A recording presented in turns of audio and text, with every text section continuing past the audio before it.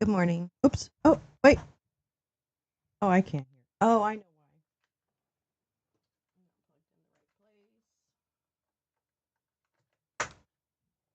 why. Now can.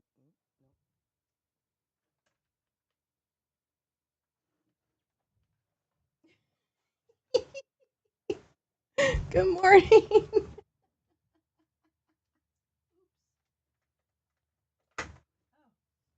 There we go.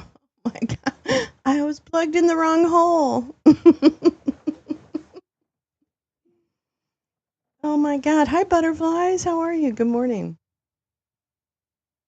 What a world, huh? What an interesting place the world is. I find it so interesting. You know. All I'm going to say, butterflies, because I trust you have a pretty good feel for this. I'm good. Yeah, you have a good feel for this landscape that we live in here on YouTube. I'm just going to tell you right now. How do I put this? How do I put this? Um,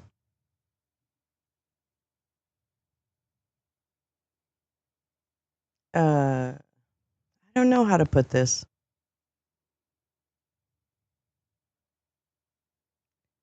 Let me just say that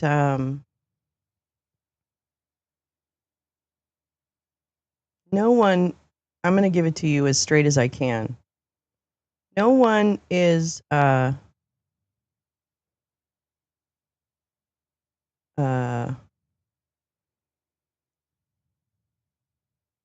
don't even know how to put this.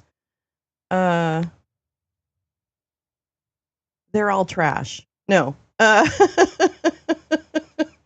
Um, don't believe the hype with some people. And if you look at someone's actions and go, "Wow, why do they have to be so cruel?" The cruelty is the point, and I know what I'm talking about because I've been on the other side of those, and for no reason. And I'm just going to tell you, there's some games being played that are really dangerous, and people involved that are also not. They're not just trolls. So, uh, yeah, my advice is really don't believe any of the hype. And gosh, I wish someone would stand up to them. I really do. I wish someone would stand up and say, "Stop it, stop it, get over yourselves." But I actually happen to know a little bit more about what goes on behind the scenes with them than I don't know. I'm not going to get too into it, but I'm just going to say there's no heroes. There's no heroes. And I feel like I know firsthand about some of the players.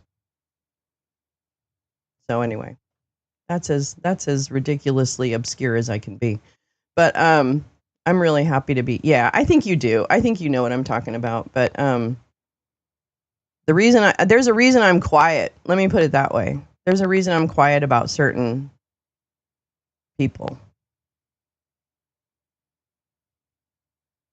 I have, and I just see this continuing, and it's fucking. And I know what it's about, and it's not about just straight up, being a jerk on the internet. It's more than that, and that makes me sad. Makes me sad that they didn't just all fade away into the background. But no, they didn't. They're just finding new ways to occupy themselves. No problem, Jane. No, I'm good. Oh my God, Jane, I'm just good. I was just sending some butterflies, and I have been through different parts of YouTube communities, and there can be some really cruel people out there. That's all I'm saying. Me, I'm fine. I keep to my side of the street. I stay over here on my side of the street. But I also don't like bullies. I don't like bullies. I never have. I never will. I don't like bullies. And I try not to be a bully. But yeah, anyway, so that's all. That's all it is. But I know firsthand. Anyway. Good morning, good morning, good morning to all of you. Good morning, hey, how do you do? Good morning, Jane and butterflies. Butterfly in the sky. I can fly twice as high. Yeah, no, I'm not. You're absolutely right, Jane. I'm not. I don't. Nope, butterflies, I don't think you have. I can honestly say I've never seen you do it. In fact, you've done exactly the opposite, which is try to just be a normal person on the internet. So I adore you. I adore you, butterflies. It's just funny. It's not funny, but it's sad. It made me sad. It makes me sad. But whatever. That's the internet. There's a lot of internet people out there. But don't be a bully. How about that? We can have a lot of fun on the internet. And frankly, there's a lot of bullies right now in our government. So we don't need any in our lives other than what's in the government. We've got our hands full. So, yeah. No, it's all good. But, that stuff, I don't know. Bullying, online bullying and kind of bullshit is just so stupid and such a waste of life. My God. We don't have time. We don't have time for this. We have literal fascists.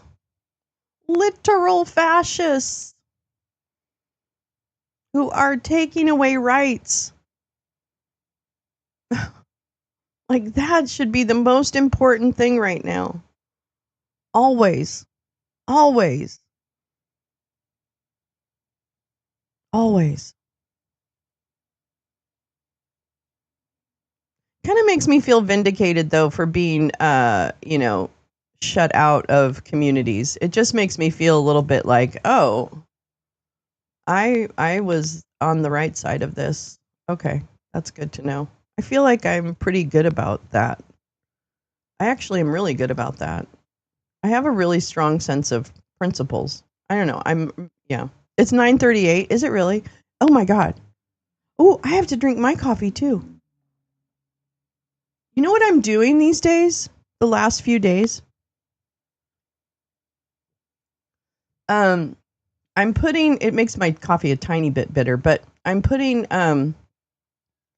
like a half a scoop of this collagen peptides thing in my, hi Adriana, how are you, darling? This collagen peptide powder, and it has other probiotics and stuff in it. Garden of Life, I think is the brand. Anyway, I've been putting a half a scoop of that in my coffee, it's unflavored, so it doesn't have a flavor.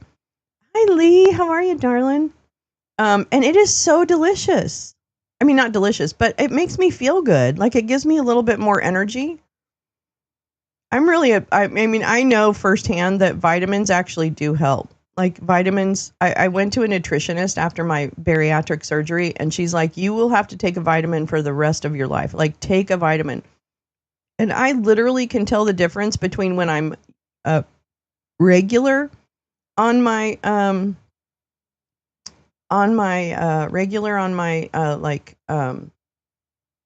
vitamin. If I stay on my vitamin routine, it was filling. She said it. She said no, though. It's not really filling. It just is supposed. I'll go get the thing before we end today and show you what I mean. Anyway, I feel good. I feel a little better. I don't know why. But I really think that I do believe in vitamins after going through that, because I could tell the difference immediately between the days when I didn't take a vitamin in the days when I did. Now, obviously, please get all of your nutrients from food. That's right, folks. Get nutrients from food, but also it's okay to supplement. Check with your doctor. I don't want to give you any advice, so check with your doctor. Good morning. Oh my God, we have a ton of stuff to read today, and I yeah, exactly. And yeah, Adriana, you would probably, and protein. I'm telling you right now, it makes all the difference in the world. So I highly recommend checking with your doctor. Almond supplements, veggies and fruit. Fuck yeah. I really do try to have some kind of vegetable every day. I'm not doing very well these days, but I try. I'm a fan of mornings for energy. Yes. Oh, moringa? Moringa. Oh, what's that, Jane? What's that? That sounds interesting. Is that an herb, or is it what is that? Good morning, Haggard. Neil, what happened? I'm sorry I'm late. Yeah, what the hell? No, I'm just kidding. I tried an experiment lounging from my back porch. It didn't work. Why not? Why didn't it work? Oh, no. Oh. It should have worked. Oh, that's terrible. It's a tree that grows in African ditches and in India. Oh, okay. Moringa. I've heard of it, but I just don't think I've ever consumed it. You can eat all parts of it. Oh my God. It's like a superfood. It's like a superfood. All right, let's see. The other thing we have this morning, but it's coming at 9:00, so we'll see what happens. But JD Vance is speaking at a Bitcoin conference, and I understand that it's very frustrating to listen to some of these guys, but I actually am really interested to hear specifically what they say about Bitcoin, because I'm a little confused on the administrative strategy when it comes to crypto, and I just would like to. I need to gather information about what they are saying out loud. And so that we can, that's how I learn, is I need to hear them say, this is what I think, so that we can compare that later on as it goes on and see what else is happening. And I do have some, oh my God, I have a bunch of Tina links today. It's a Tina link. A friend in Florida grinds the leaves and sends me some. She grows a couple. Oh my gosh, that is so cool. That is so cool. Wow. Yeah, so I think unfortunately, we may be tuning in at the end of the show-ish, towards the end, to JD Pants on Fire. Who bullied who? Nah, Max, it's the usual group.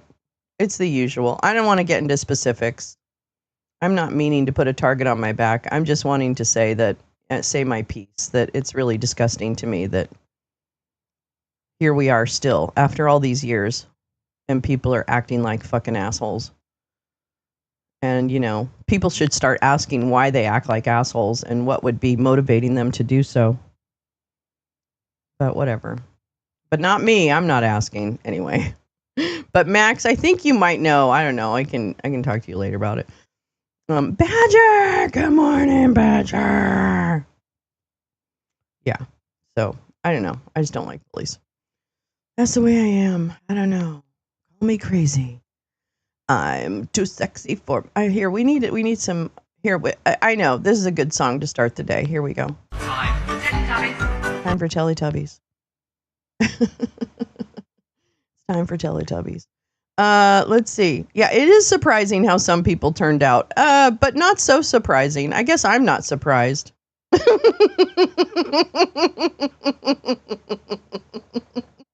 I'm not surprised.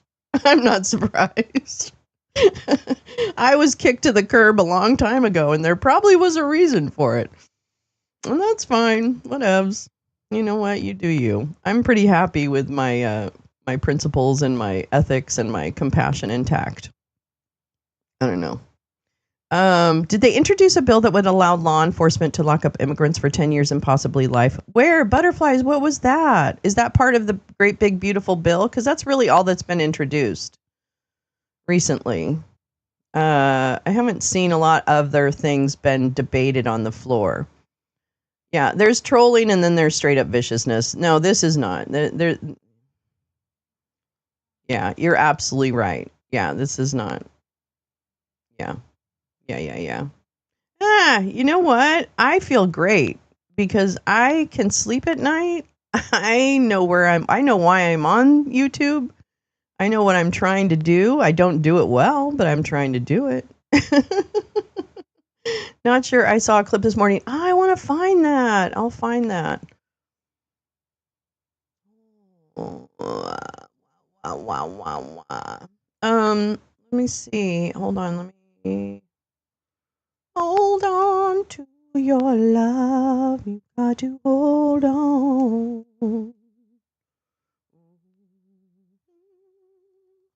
I wonder why. And there's a story in CNN about Muriel Bowser. Shifting response on immigration is one way she's now less defiant compared to her resistance. This is a CNN story, so take it with a grain of salt. Kind of weird. But it says that she is less defiant compared to her resistance during Trump's first term. I guess I don't know, is she modified the way she talks?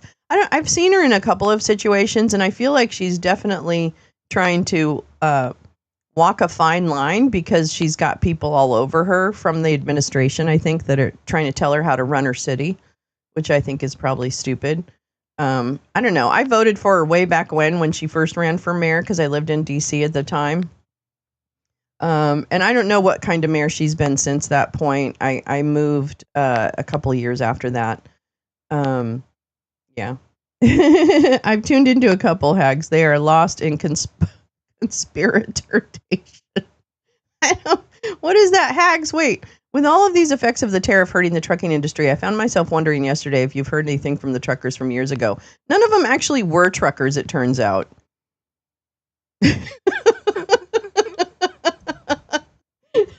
It turns out none of them actually were truckers. That was the boondoggle. But yeah, Max, I've tuned into a couple hags. They're lost in conspiratoriation. I don't know. Alt reality. Yeah.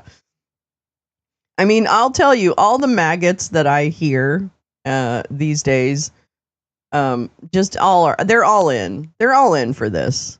They're all in. It doesn't matter. They just love the fact that Democrats did not win the election. They are still riding that motherfucking high. I'm telling you right now, the chuds in this country are riding the high that their guy won. That's it. It does not matter what he does because they don't pay attention to what he does. They don't pay attention to what actually comes out. Some of them might be mad. Yeah, they're still really angry for some reason. Even though they won the election, they're still really, really angry. Which kind of gives you the clue as to what this is really all about. Yeah, so... yeah, they're still definitely like almost madder, right, Max? I mean, the few that I've seen, they're almost like more angry. Oh no, there's no media literacy. Oh no, they can't distinguish between reality and alt reality. And it never really was reality, right, Max? It was always this alt reality. Always. I'm going to tell you, I got to hand it to the right-wing media machine because the right-wing media machine absolutely inculcated them with this feverish hold on owning the libs, and that really becomes the raison d'être of chuds. They need that hate, which is so weird because I know these are just people, right? They're people with kids and lives and jobs and whatever, but it's shocking to me. It's shocking to me how some of them behave. They self-siloed. We consume right-wing media. Yeah, exactly. I mean, I definitely consume a lot of right-wing media, but it's never made me a chud. I mean, I probably watch more right-wing media than some of the chuds.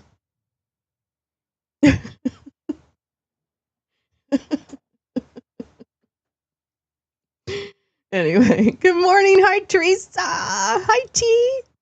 Yeah, so today, this morning, I have a bunch of articles, and a lot of them came from our Tina, our beautiful Tina, because she is the thread queen, man. She nails these guys, especially on the or on the sovereign wealth stuff. Tina's doing some great work on sovereign wealth. So I picked a few articles out of stuff that she shared. And then I have a couple of other articles that came up. And then, as I said in the beginning, in a few hours, not really right away, will be what's his name, JD Vance, speaking at a crypto conference, a Bitcoin conference rather. And I'm really curious to see what the current admin position is on Bitcoin. I feel like every time, especially because this is one of the areas of the administration that I'm really struggling to understand. And it's only for my own edification. It's not because I think I'm going to crack any case. I just need to understand it for myself. Is that how does crypto fit into the bigger scheme of things? And what is our future when it comes to commerce and kind of like investment? And, that's interesting to me. So we will probably tune in at the end of that. But I do have a ton of articles that I've actually found ahead of time, so I don't have to be searching for links. I'm so sorry if I waste a lot of time searching for links. I feel bad. If I do that, you guys can tell me, can you just organize a little better? There's the media literacy issue, and there's also comprehension gap. So you get the equivalent of a 4th generation cassette dub.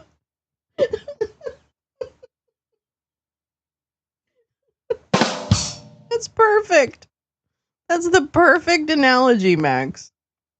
4th generation cassette dub.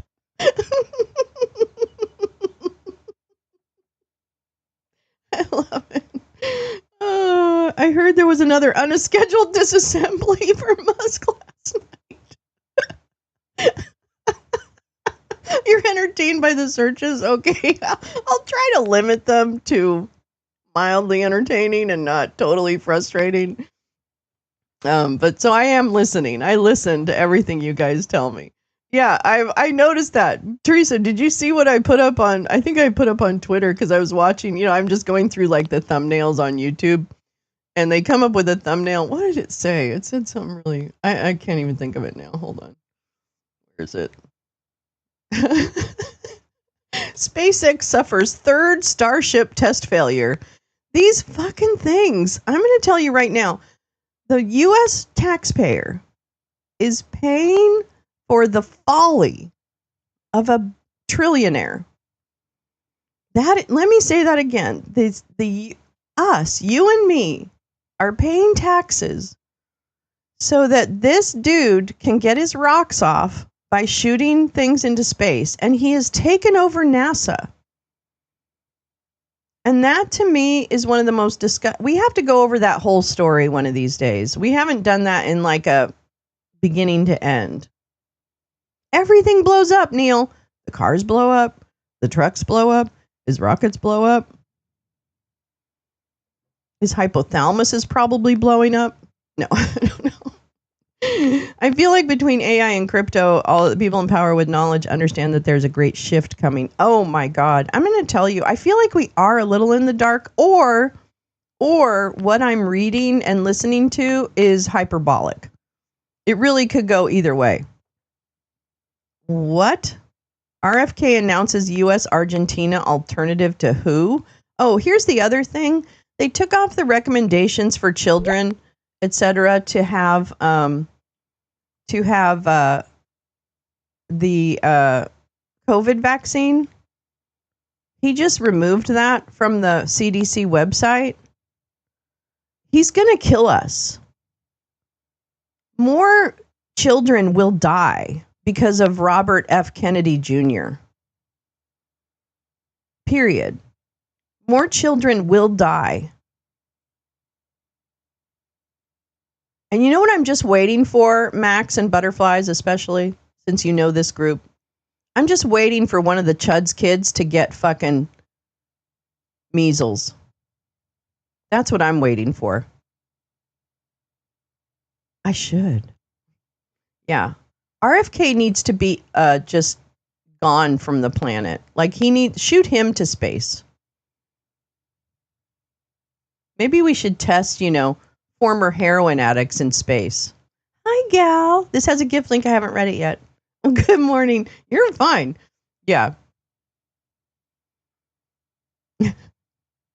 It's crazy. Let me see what's going on with this. What's this? What's this? What's this? Beware, we're entering a new phase. See this? Oh, Masha. M. Gesson is like one of my favorite people in the whole fucking world. M. Gesson, if you haven't, formerly known as Masha Gesson, and transitioned to M. Gesson, and I adore them. I think they're they, them now. And so I adore M. Gesson, and so brilliant about Putin. They absolutely know about the regime in Russia. And so, yeah, this is great. I want to read that. No.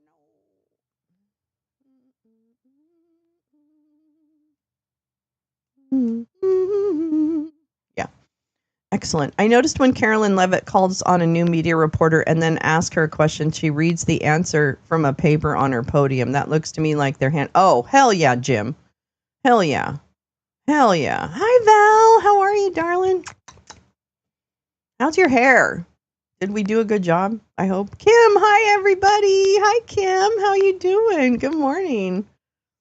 Our former allies have all issued USA travel advisories. Well, I do not blame them at all. I mean, can you imagine? GP, I just watched a clip on our public broadcaster about the rise of preventable disease and death in America. Well, yeah, exactly. GP. I mean, it's not funny, but it's happening. It's happening. He didn't go through the normal channels of CDC. FDA just announced it on Shitter. God, what the hell is this? When do we need a thing? Oh, good. We need a thing. We need some kind of what is that called? What are those events?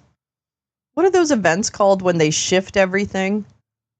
What, a cataclysm? No, I don't know. What is that? You didn't tell me that already. Did you see the little boy from New Jersey who happens to be autistic and addressed RFK Jr. Regarding autism and schooled him a bit? NJ.com. Oh my gosh, I will definitely. I did not heard about that. No, you hadn't brought that up. Hold on, girl. Hold on.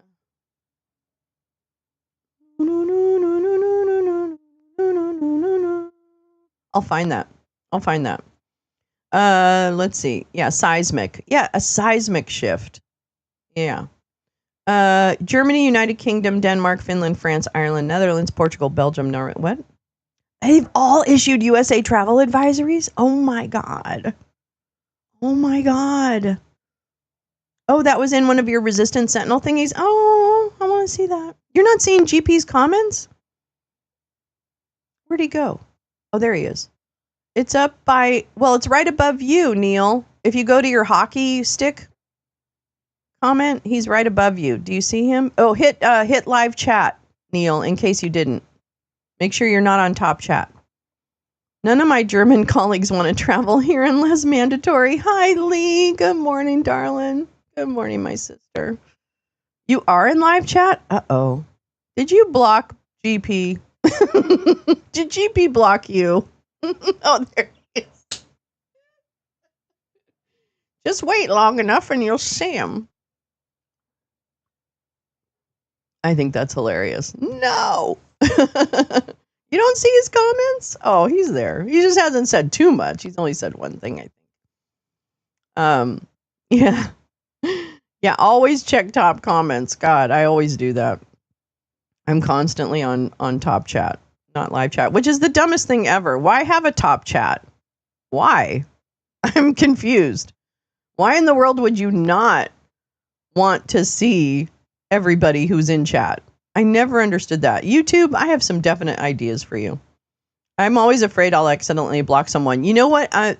It's really easy to do too, Neil, when I am like, if I'm trying to remove someone from the chat on those times, I inevitably am almost like fat fingers and almost like,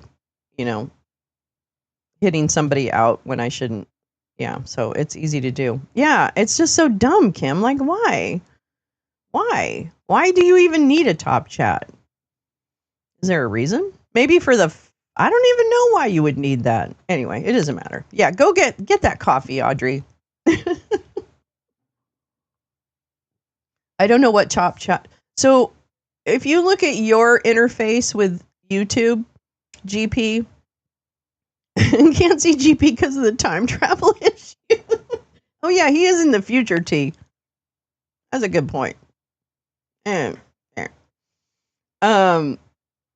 If you look at the chat, there should be a little thing at the very top of your chat box that says top chat, and it has an arrow pointing down that you could pull down, and then you should be able to see live chat. If it's on your phone, I think it's top messages and all messages or something like that. I don't know. It's weird. GP's like, whatever.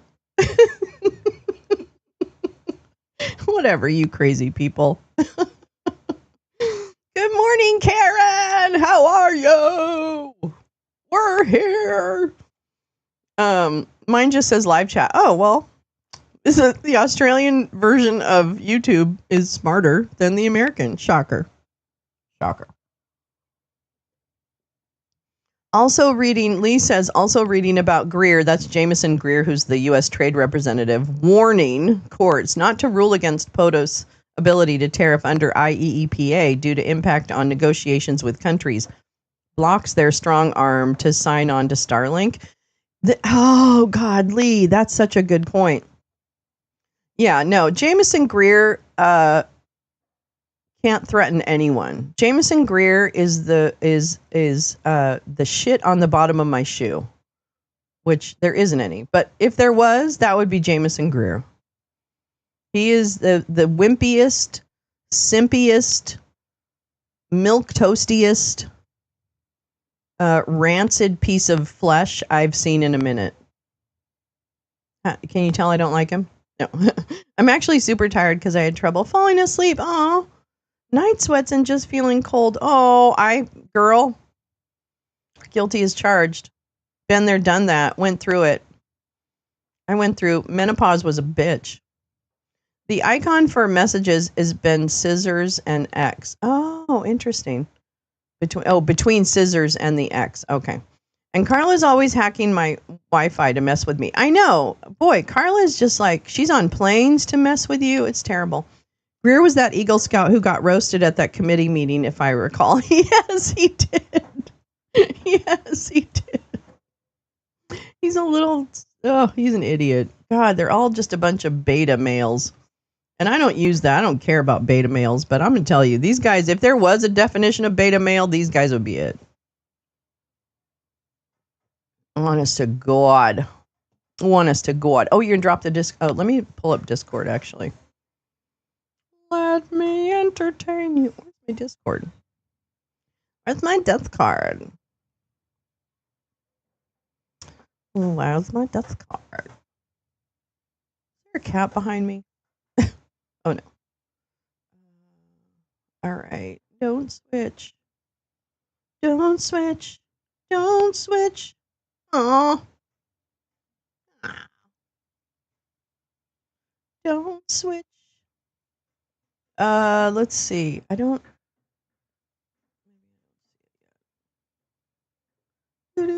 come back to that. That awful woman, she's a troublemaker. Neil, can you see me? Karen, no, I can't. Ha ha ha. Good one, chat. Good one. She's a very lovely troublemaker. She is. We love Carla. We adore our troublemaking Carla. She's the best. Let's see. She is very lovely. Let's see. What else? Yeah. Okay. So we have a bunch to read. That's really the moral of the story is we have a bunch to read. Okay. I'm going to move this over here. And I'm going to move this over here. I'm going to move this over here.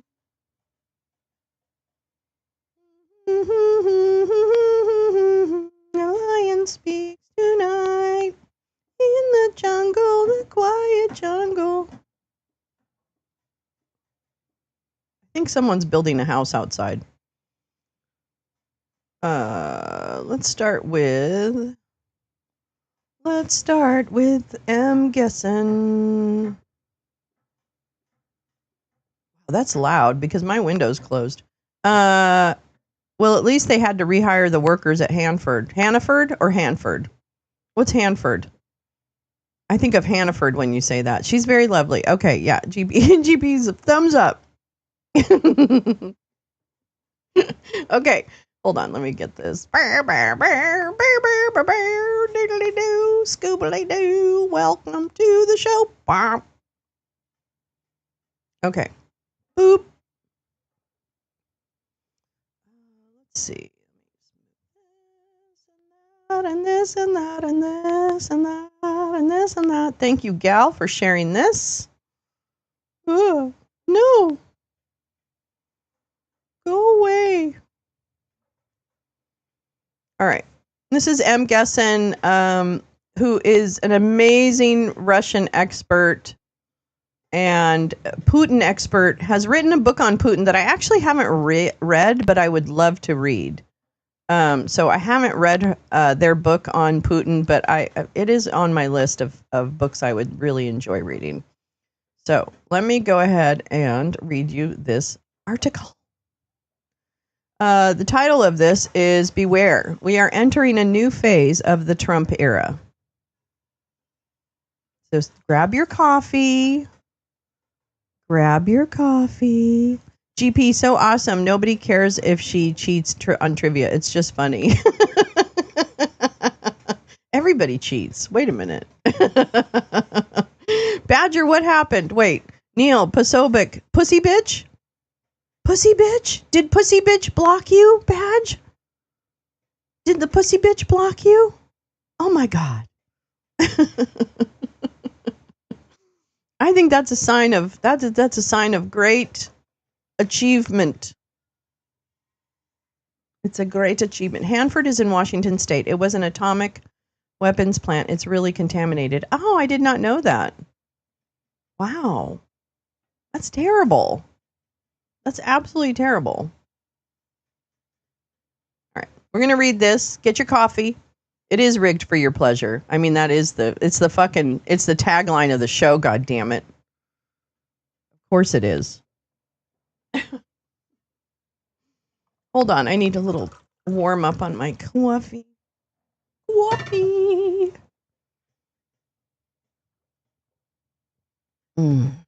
Yeah, baby. Okay. In a show that recently opened at the La Mama Experimental Theater Club in the East Village, a group of actors led by a young, ambitious, charmingly naive director are almost finished rehearsing Chekhov's The Seagull at the famed Moscow Art Theater when Russia invades Ukraine. Thanks to social media, they can hear the sirens and see the bombs falling on Kharkiv and Kyiv. We witness the shock and disbelief, the feeling of utter impossibility of staying in one's country, one's city, one's skin. Oh, okay, what are you doing? Okay, good. One's skin that so many people in Moscow experienced in the days after the full-scale invasion. They cry, they shout at one another. One of them frantically packs a suitcase. And then the show goes on. This isn't a theater review. I'm not here to tell you why you should go see the play The Seagull, the true story. I have too many social connections to Alexander Molochnikov, the exiled Russian director, and anyway, the current run is sold out. I'm interested in something else. The moment when the shock fades and the figurative show goes on. I think we are entering that moment in the United States. Living in and reporting on Russia when Vladimir Putin took and consolidated power, I was shocked many times. I couldn't sleep in September 2004 after tanks shelled a school in which terrorists were holding hundreds of children hostage. And I was shocked when Putin used this terrorist attack as a pretext to eliminate elected governorships. I was shaken when Russia invaded Georgia in 2008. My world changed when 3 very young women were sentenced to jail time for a protest performance in a church in 2012, the first time Russian citizens were imprisoned for peaceful action. I couldn't breathe when Russia annexed Crimea in 2014. And when the opposition leader Alexei Navalny was poisoned in 2020, arrested in 2021, and almost certainly killed in prison in 2024. And when Russia again invaded Ukraine in 2022. Along the way, there were many smaller, yet also catastrophic milestones. The state takeovers of universities and media outlets, a series of legislative steps that outlawed LGBTQ people, the branding of many journalists and activists as foreign agents. The state of shock would last a day or a week or a month, but time went on and the shocking event became a fact of our lives. The United States in the last 4 months has felt like an unremitting series of shocks.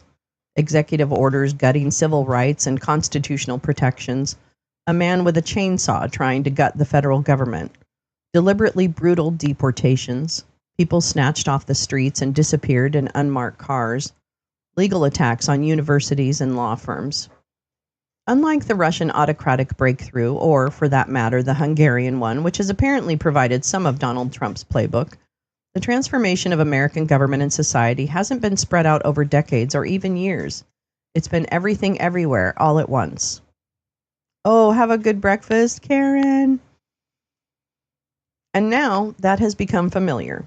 I've reported on many wars, and I've seen how they come to feel routine to the people living through them, and the people reporting on them, and the people reading about them.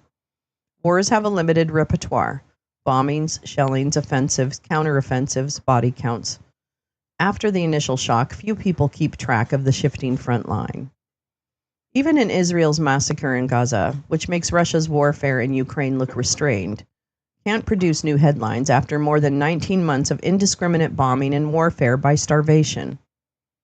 It is news when 2 Israeli embassy employees are murdered in Washington, D.C., but when entire Palestinian families are killed, or when Palestinian children die of malnutrition, it's just another day in Gaza. Nor is it news that the U.S. government is indifferent to war crimes committed by its allies.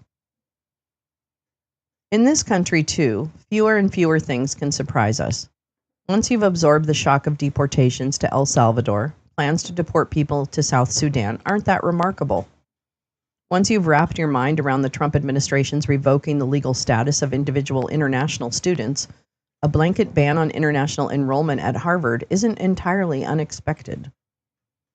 Once you've realized that the administration is intent on driving thousands of trans people out of the U.S. military, a ban on Medicaid coverage for gender-affirming care, which could have devastating effects for hundreds of thousands, just becomes more of the same.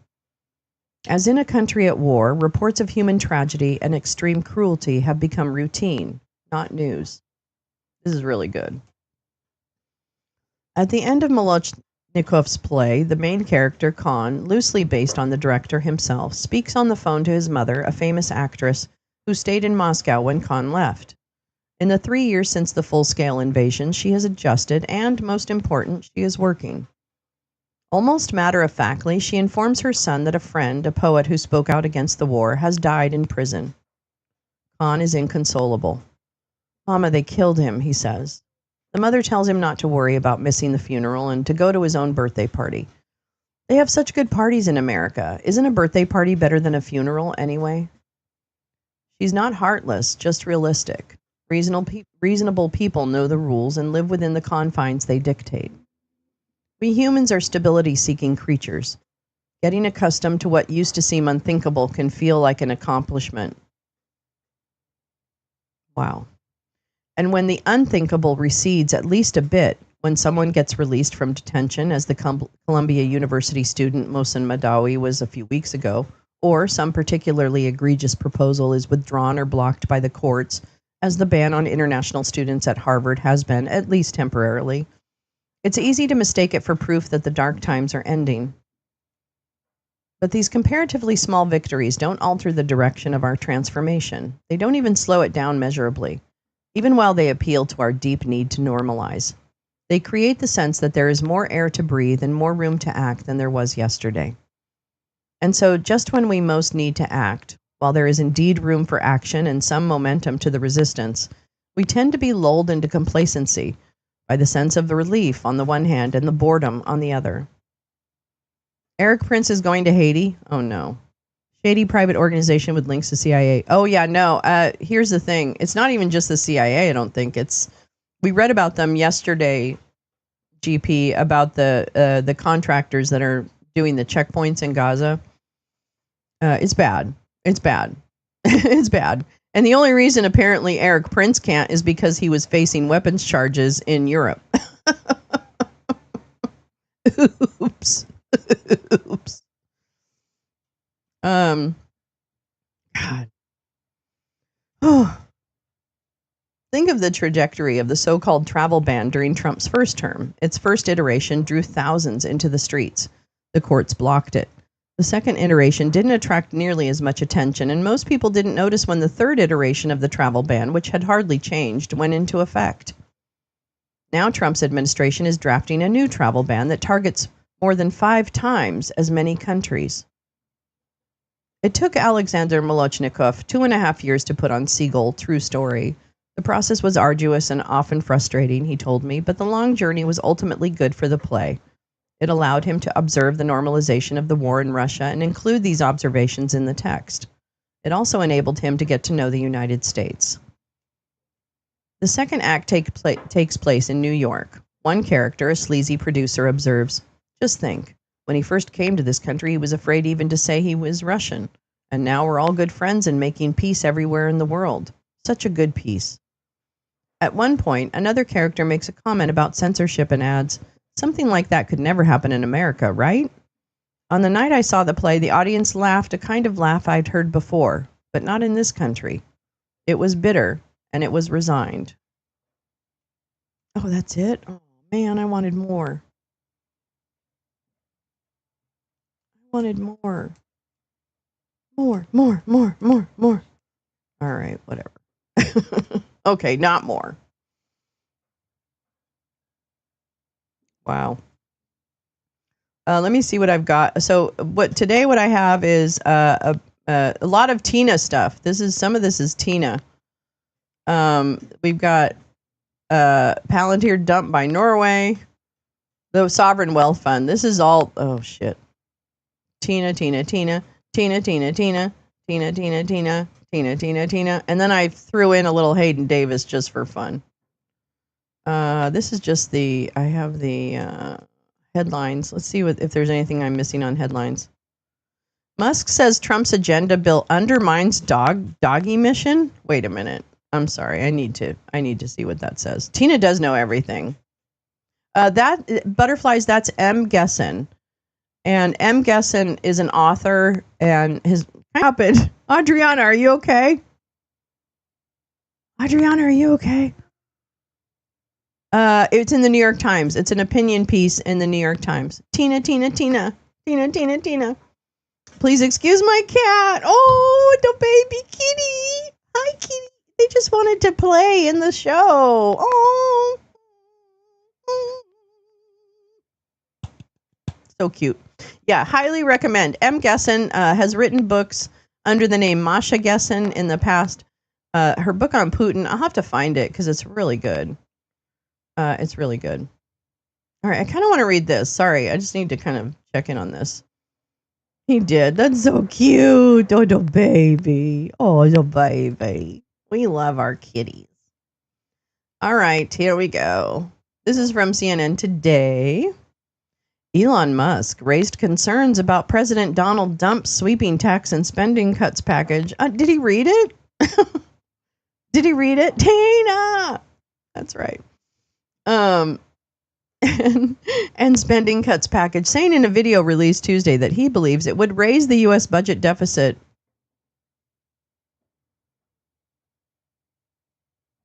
What? Oh, Grok read it for him. Yeah, that's true. Oh my God, of course. Oh, your kitty is 20? Oh my goodness gracious. That's adorable. That's adorable. Yeah, God. I can't believe that. Yeah, Grok read it for him. It's probably true. It's probably true. All right. Wait, no, I gotta do my voice. Wait, hold on.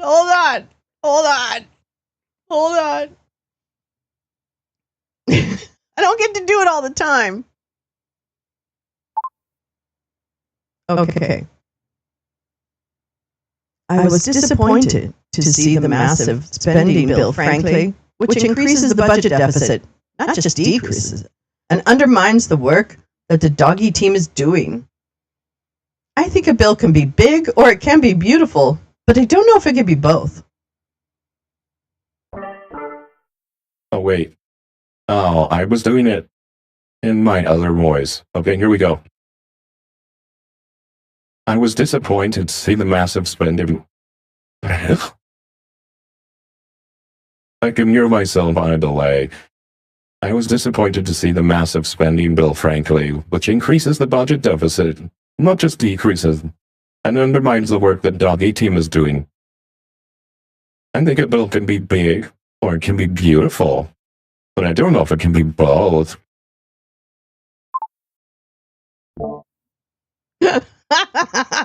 I did it. Did I do it? Am I back? It's Elmo. I have a voice changer to make me Elmo. I'm going to start calling the White House with it. That's what I should do. I wish we could prank call from my computer so that I could have my... Oh, good. We don't want yesterday. We don't want yesterday to happen. Trump's big, beautiful bill includes trillions of dollars in tax cuts and a big boost to the U.S. military and to national security spending, largely paid for by overhauls to federal health and nutrition programs and cuts to energy programs. Oh. The nonpartisan Congressional Budget Office estimates that the bill would pile another 3.8 to 5 trillion. They've kind of changed that. It narrowly passed the House last week and now heads to the Senate, where it will likely face many changes, and probably none of them good enough. Okay? None of them are going to be good enough. Muskie's comments come amid a media tour ahead of a SpaceX test flight Tuesday evening that crashed.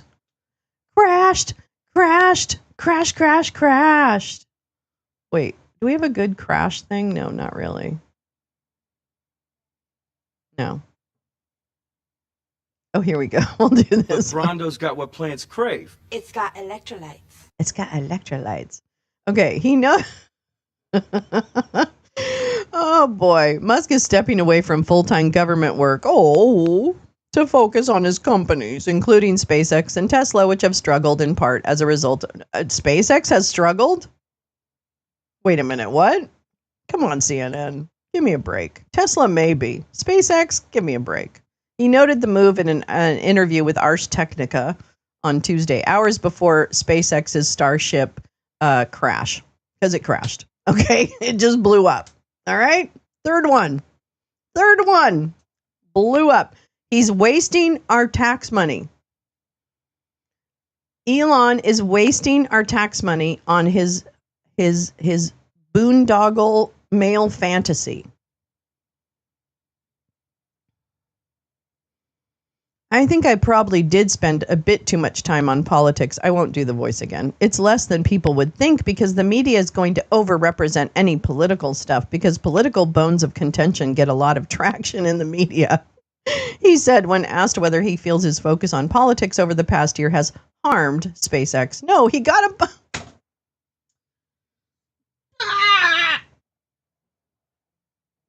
Yeah, has it harmed SpaceX? No, he just got some big contracts. Jesus Christ on a motherfucking cracker.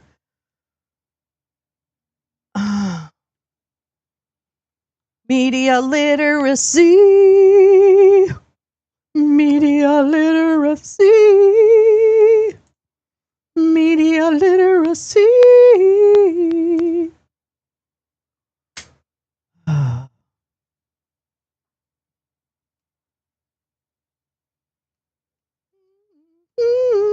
How much are SpaceX?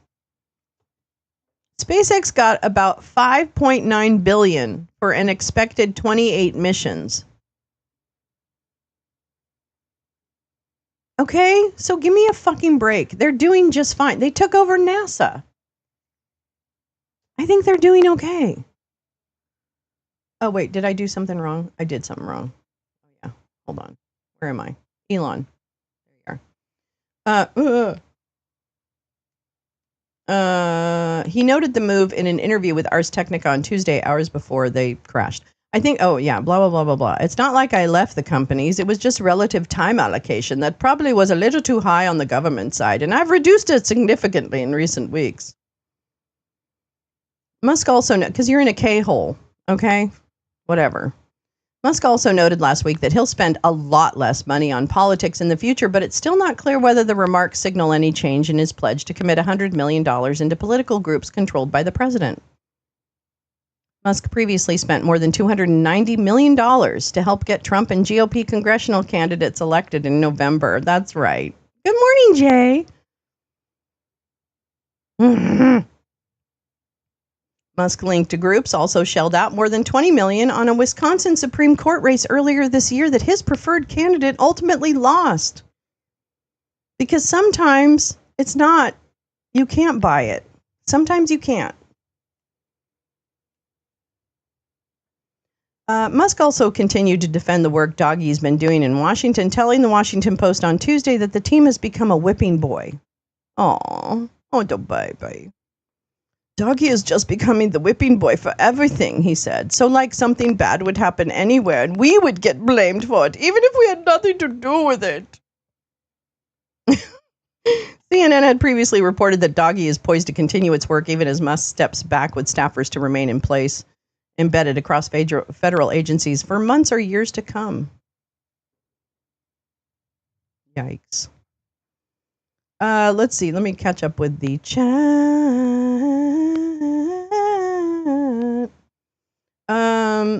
Yeah, sales of the Teslas dropped almost 50% in Europe. That's good news.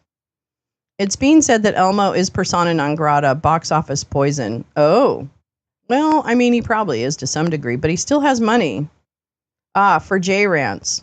Oh, the Pontifex. All right, we're doing some popey stuff today. Oh, wait, what's going on here? Come here. Let's see. Let me make sure. I came back from my coffee. What about unexpected missions? Black Ops, Black Budget. Yeah, Val. And also, they added on the space station shit. Okay? They added on the space station shit. Think it odd the purchase price of shitter never figures in his election affecting payments. I think we just don't want to talk about the power of disinformation in this country. Does anyone else notice that? Like, I don't think, I feel like we just don't want to talk about disinformation. I'm not sure why we avoid it. I don't really understand that. And GP says, and I reached my safety net today, which means free meds until 2026, while your taxes go to Musk's exploding rockets and drug habit. I mean, that's not funny, but it is kind of funny the way you put it. What did Karen say? Did you know that Florida is trying to give Elmo permission to launch 120 days a year from Cape Canaveral? That's about every 3 days. I would not be shocked to hear that at all, Karen.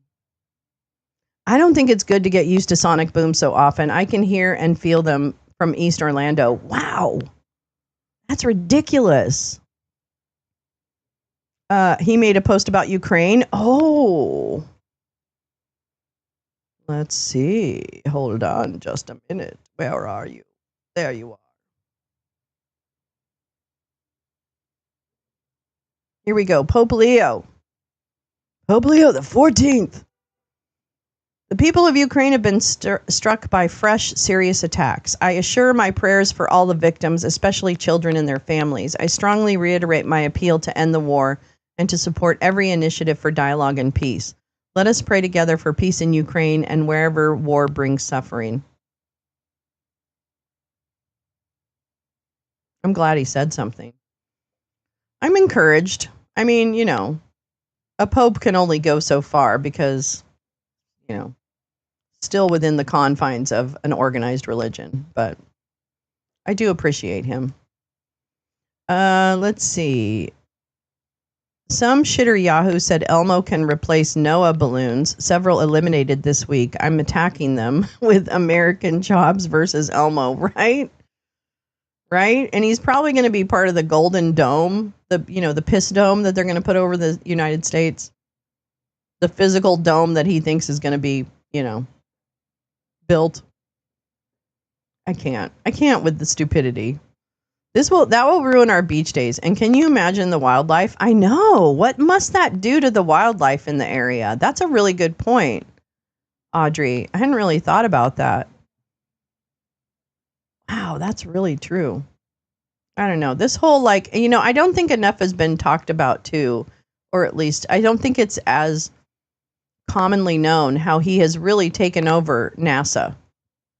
And now it's just like a Joel Greenberg gig, like, here, just take this space agency. You can do whatever you want, but just go ahead and take it.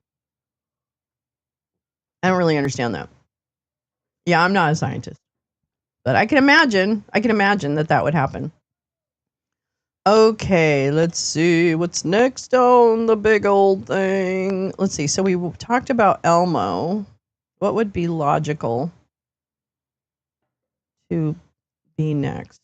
No, that's treasuries. That's money. Money. Oh, well, let's go to this. Let's talk about teal.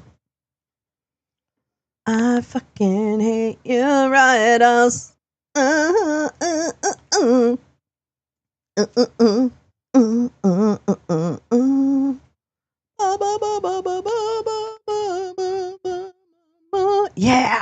Yeah, bitch. Yeah, bitch. That's right. Here we go. Teal's Palantir dumped. Here's some good news. Yeah, that dome covers part of Mexico, but not Alaska or Hawaii. Val.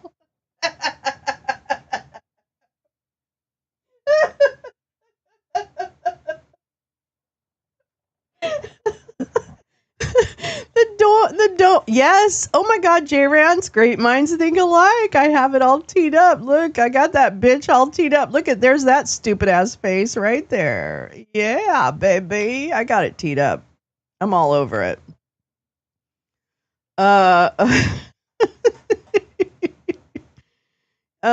Okay, wait, where's my Palantir? Okay, there it is.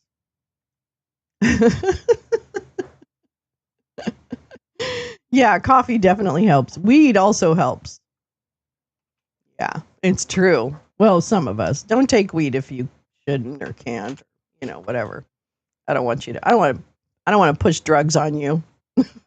but it's never a bad idea if you can.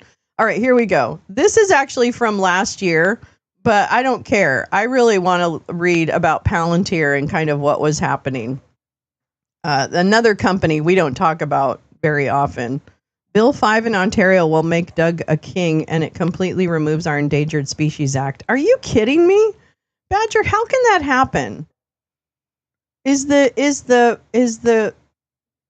Ontario like parliament type of thing? Is the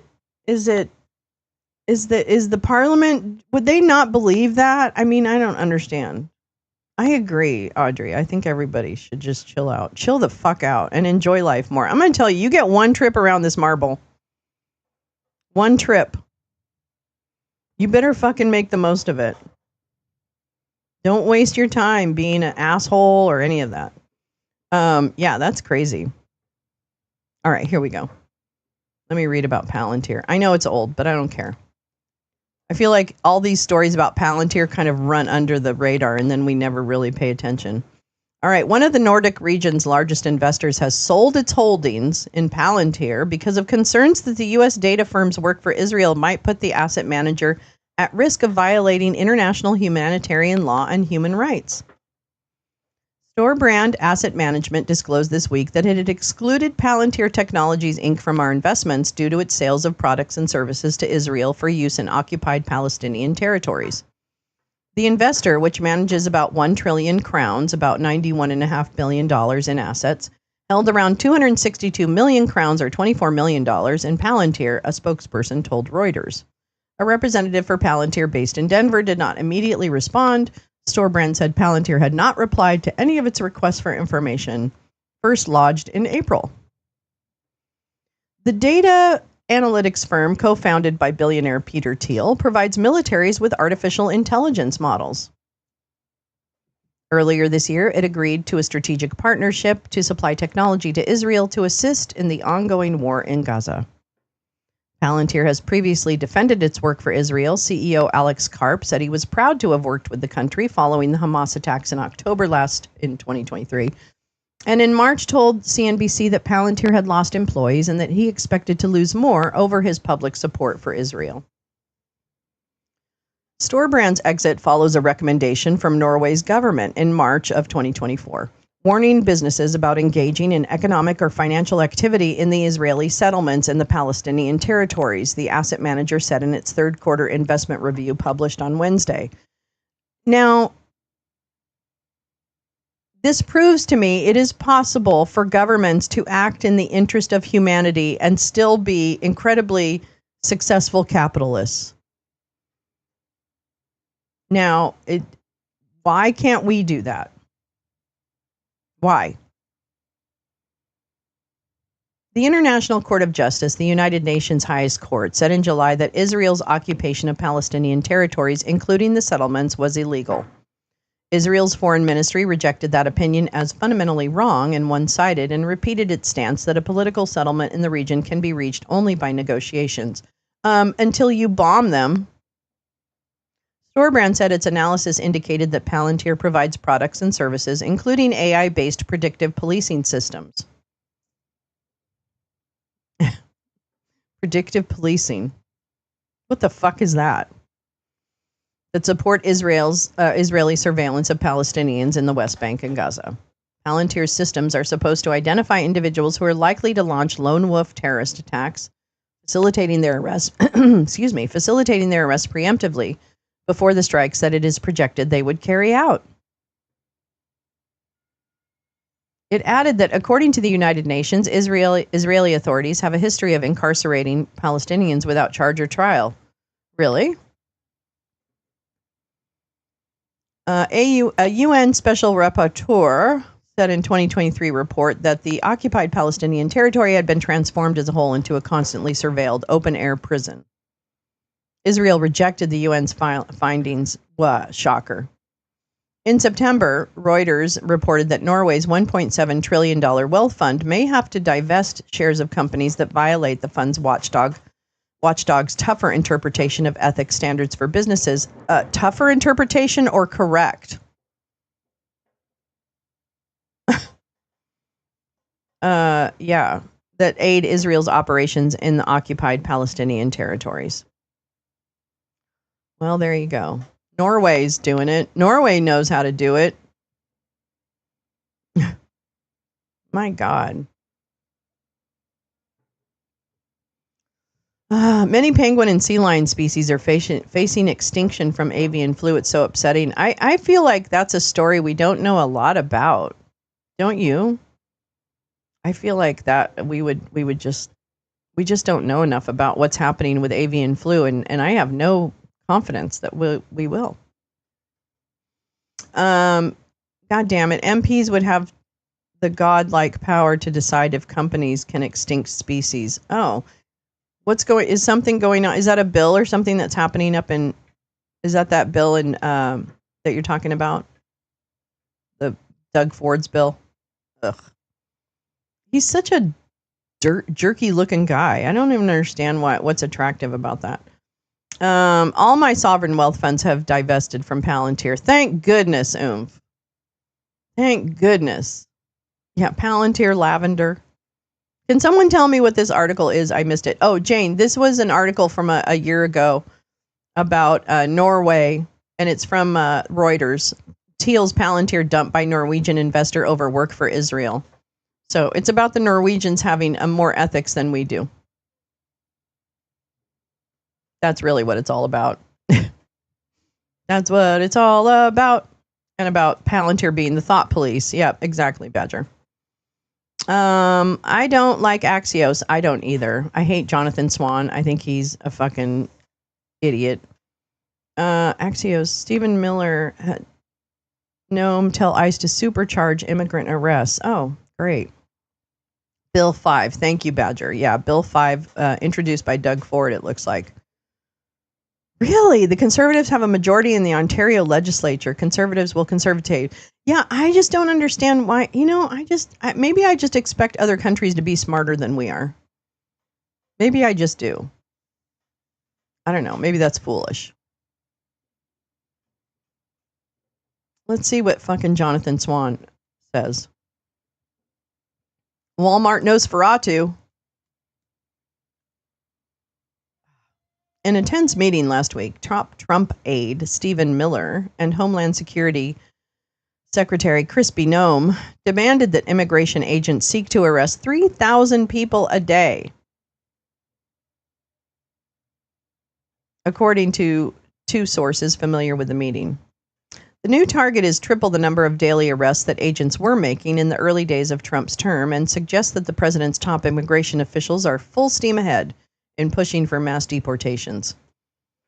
The increased pressure on agents comes as border crossing numbers have plummeted in Trump's first 4 months. It signals an increasingly aggressive approach to making arrests in non-border communities nationwide.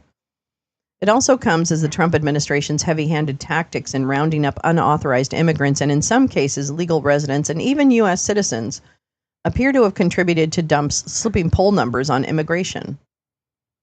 Miller, the White House Deputy Chief of Staff, Walmart Nosferatu, and leading architect of the President Trump's immigration policy, laid into top immigration officials during the May 21st meeting at ICE headquarters in D.C., according to 4 people familiar with the meeting. Miller demanded that field office directors and special agents in charge get arrest and deportation numbers up as much as possible. Why do they care about this so much? Pointing to the waves of unauthorized immigrants who were able to enter the U.S. during the Biden administration, whatever. Noem took a milder approach in pushing for more arrests, soliciting feedback from ICE leaders. Special government employee Corey Lewandowski, a former Trump campaign aide, also spoke after he finished fellatio on Krispy Noem. Because they dated. And by dated, I meant fucked each other. So maybe not date. Maybe not date. Miller's directive and tone had people leaving the meeting feeling their jobs could be in jeopardy if the new targets aren't reached, 2 of the sources said. A third person said Miller was trying to motivate people with a harsh tone. Is that what they call it? It's not the first time Miller has yelled at senior DHS officials about getting arrest and deportation numbers up, sources said. Immigration officers have almost 49,000 people in ICE custody, according to the latest government data from early May. That's significantly more people in detention than what Congress has appropriated funding to accommodate. So I'm just going to say my one little PSA, and then I'm going to shut up about it. Earlier in the show, I talked very elusively about people who spend time on the internet and just terrorize other people, and that their entire reason for being on the internet is to talk shit about people and get people to harass other people and call agencies so that people show up to people's houses. If you're spending time on the internet doing that shit and you're not fighting this, you are fucking useless. You are fucking useless. You are a fucking useless person. If you're so worried about some hag on the internet, but you're not worried about this, and you know who you are, go fuck yourself.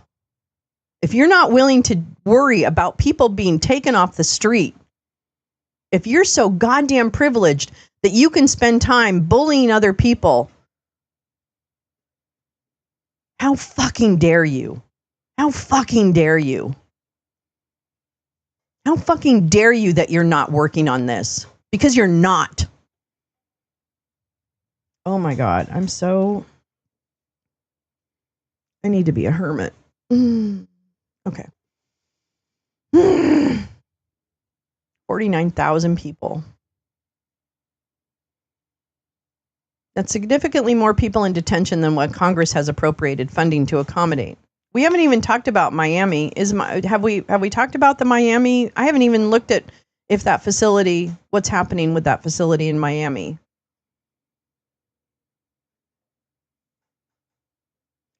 But even as the Trump administration has carried out a series of controversial deportation flights to other nations, deportation totals are roughly the same as they were during President Biden's last year in office. What? What? How are you figuring that? Border area deportations are lower because fewer migrants are attempting to cross into the U.S., while ICE's removals from the country's interior have increased, according to an analysis by the Transactional Records Access Clearinghouse, an independent organization.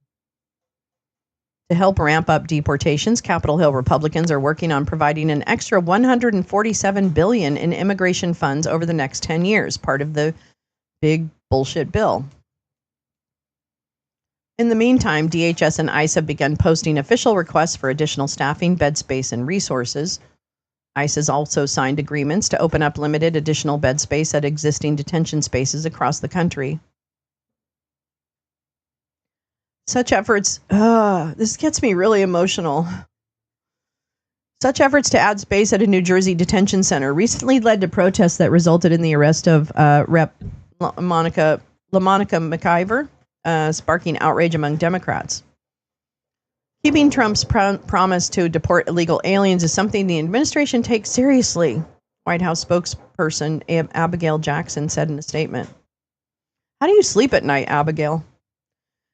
We are committed to aggressively and efficiently. Wait, we need a voice. We need a voice for her. Hold on, everybody.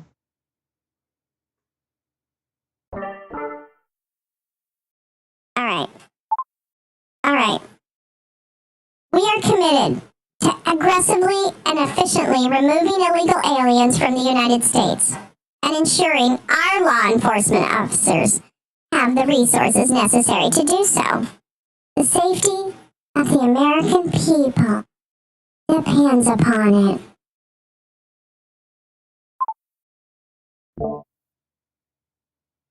Immigration advocates have warned that if ICE gets more money and resources, more Americans and legal immigrants will be wrongfully detained and possibly deported.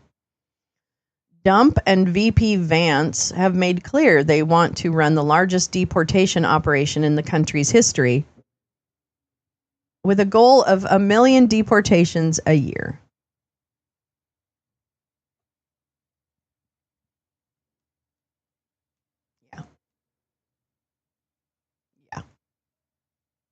Yeah. Mm.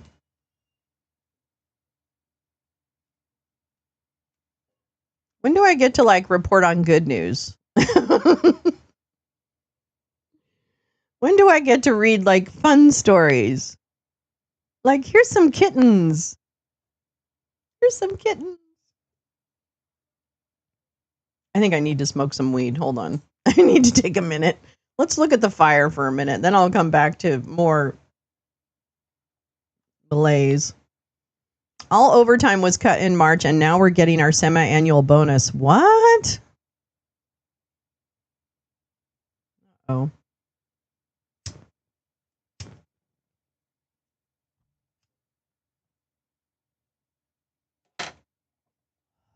My God. And governors are trying to lure Canadians. Why?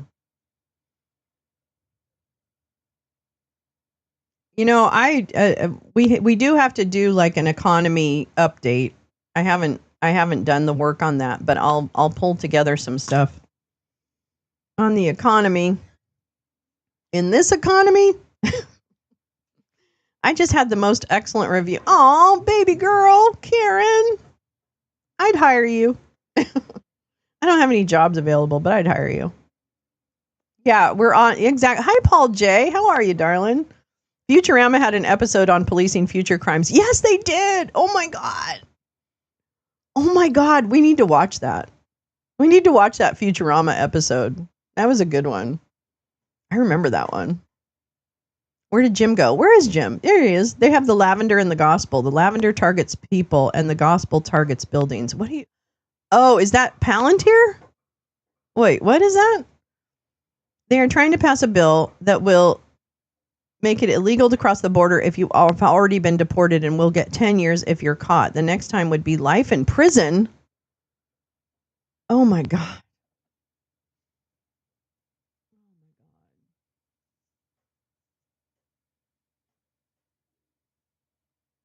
Wow. That's crazy. That's just crazy. Yeah, it is a good show. That was funny. Yeah, and the Tom Cruise movie, right? Maybe we should watch that again just to make sure we understand what's happening. No, I'm kidding. Yeah, isn't that a poor naming choice? The gospel. Ugh. Ugh. Ugh. That's the clip I saw this morning. Oh, okay. Wow. This is just like fucking mind-blowing. It's really mind-blowing. Really gross. Really gross. What, Tom? Oh, Minority Report. Jane, Minority Report is the Tom Cruise movie about future crimes. Like they stop crimes before they happen because you're all Starlinked. You know, we're all Starlinked in that version, and so you. Oh wait, no. Wait, Badger. Ever notice the governors mention only tariffs and politics? Oh, read the story. Wait, what? Oh, don't see the movie. Precogging. Yes, exactly. What do you mean, no? I love it when Oomph does this. No. You and read the book, don't watch the movie. Okay, yeah. And no, you're right. You're right. No, the movie's dumb. Yeah, read the book. Read the book. We should read the book. Maybe I'll read the book. You know, we were just talking on Discord last night about, I used to do bedtime stories. It wasn't a very good series. I mean, it was just something I tried, and I didn't do it very well, but I'll do a better job next time. Oh, it's a short story? Excellent. But I need to go back to, like, what I was thinking of was recording the chapters of a book and then playing them as premieres so that people can still chat if they want to stay up, or you could just go and listen to the chapters. I think I'm going to do that. I need to get back into that. I'd love to finish the ministry for the ministry for truth, ministry of the future. Sorry, not even in Harry Potter. The bedtime stories were good. Yeah, it was fun. I enjoyed it. But I think I could probably record for the future, Ministry for the Future, which is an incredibly good book. It just happens to have 100 chapters, no less than 100 chapters. And I think we're only on like 25. Yeah, I think I'm going to do that again, but I'm probably going to pre-record them so that people don't have to put up with my like stopping and starting and blah, blah, blah, blah, blah. You know, probably be better. Yeah, exactly. Okay, let's get back on it. And most of those chapters are they are very prolific author.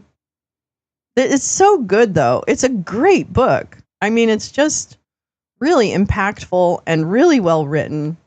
So it's definitely, I definitely have to finish it. There's no doubt in my mind I have to finish it, but I might not have to. I might just try to record a bunch of chapters and put them out. So anyway, I'm sorry. I digress. Good idea. Some people could choose to play at 1.5 speed. Yes, exactly. Exactly. I am still traumatized by the opening chapter of that book as well. That was so emotional. Really, the Ministry for the Future. Is it Kim Stanley Robinson? Am I saying that absolutely wrong? Absolutely 100% wrong. I'm probably saying that 100% wrong. I'm just trying to go from memory, which is a bad idea. Yeah, we'll have to do that. We have to read that. Such a good book. Such a good book. On average, it costs us $164 a day to incarcerate an immigrant. Why would we do that, Jim? Why would we do that? I just don't understand it. I don't understand the humans. I don't understand those humans. Oh, speaking of Israel, I saw Tom Cruise receiving some sort of planetary King Scientology award years ago. It was cringe. Yeah, definitely not into that Scientology shit. But I have heard, I saw him dance in his underwear. So cringe.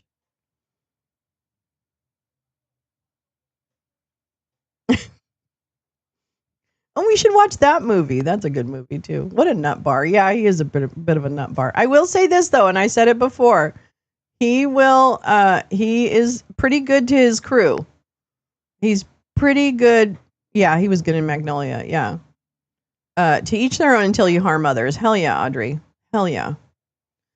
But he is pretty good to the crew on his movies, I've heard. I've never been, obviously, in a Tom Cruise movie, but I've heard on good authority that he's really decent to the crew. And like during COVID, he was making sure that everybody was following COVID protocols and stuff like that.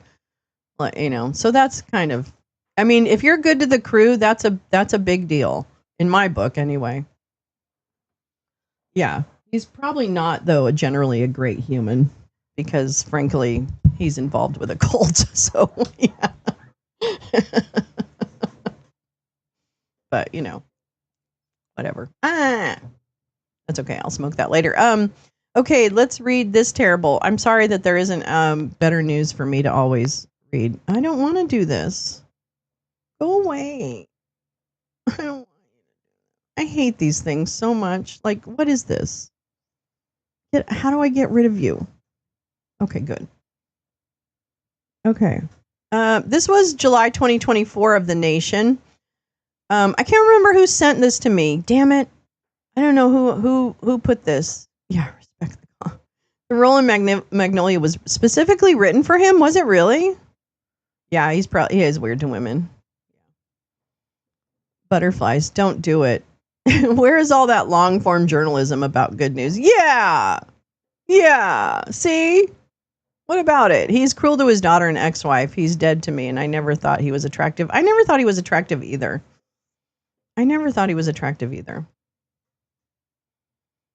Yeah, but whatever.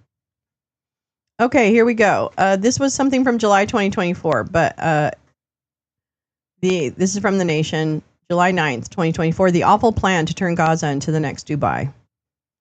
The Netanyahu administration seems to have learned from neighboring petrostates that spectacle can distract from ethnic cleansing. Oops. Mike Flynn has a new book coming out. Oh, yeah. Are we going to do another tour? Come on, Mikey Flynn. Come on, back to California. I never understood the hype about Cruise. Well, I think he just was like, I do my own stunts. I don't know. I don't know. I'm a Mads Mikkelsen kind of girl. That's my guy. My crush is Mads Mikkelsen. I could watch anything he's in at any moment in any setting. I adore him.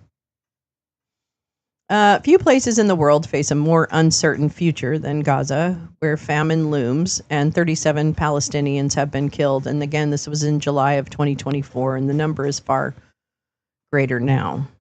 In the course of Israel's brutal retaliation for the October 7 Hamas attacks. But in May 2024, the office of Israeli Prime Minister Benjamin Netanyahu reportedly unveiled a still unconfirmed plan for the region dubbed Gaza 2035. You have a crush on Larry David? That's interesting. He annoys me sometimes. But okay, I'm here for it. I like a certain former EU leader. Mark Rutte. That's right. Makruta. That's Jane's guy. That's right. Sorry. There you go. I used to like watching Cheryl Hines on Curb Your Enthusiasm, but then found out who she's married to. I know. I can't even believe it. I can't believe Larry David hired her. I just can't. I cannot believe it. I'm sorry. She's not a good actress. She's not funny. She has no timing. Whatever.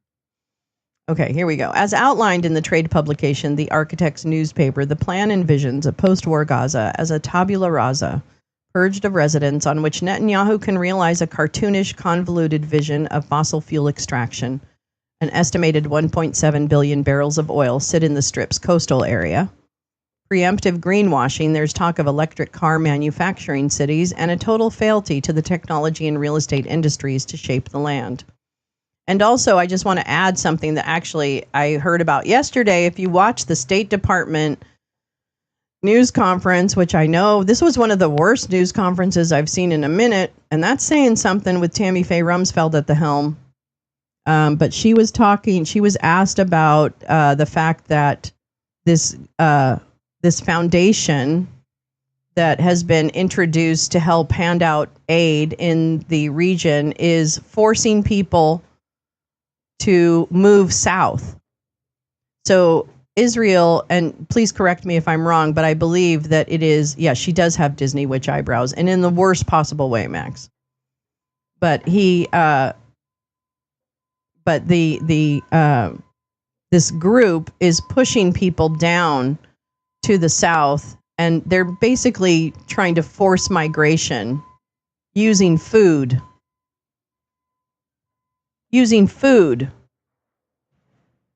So Israel is in the wrong. I mean, I'm just like, there is no reason that Israel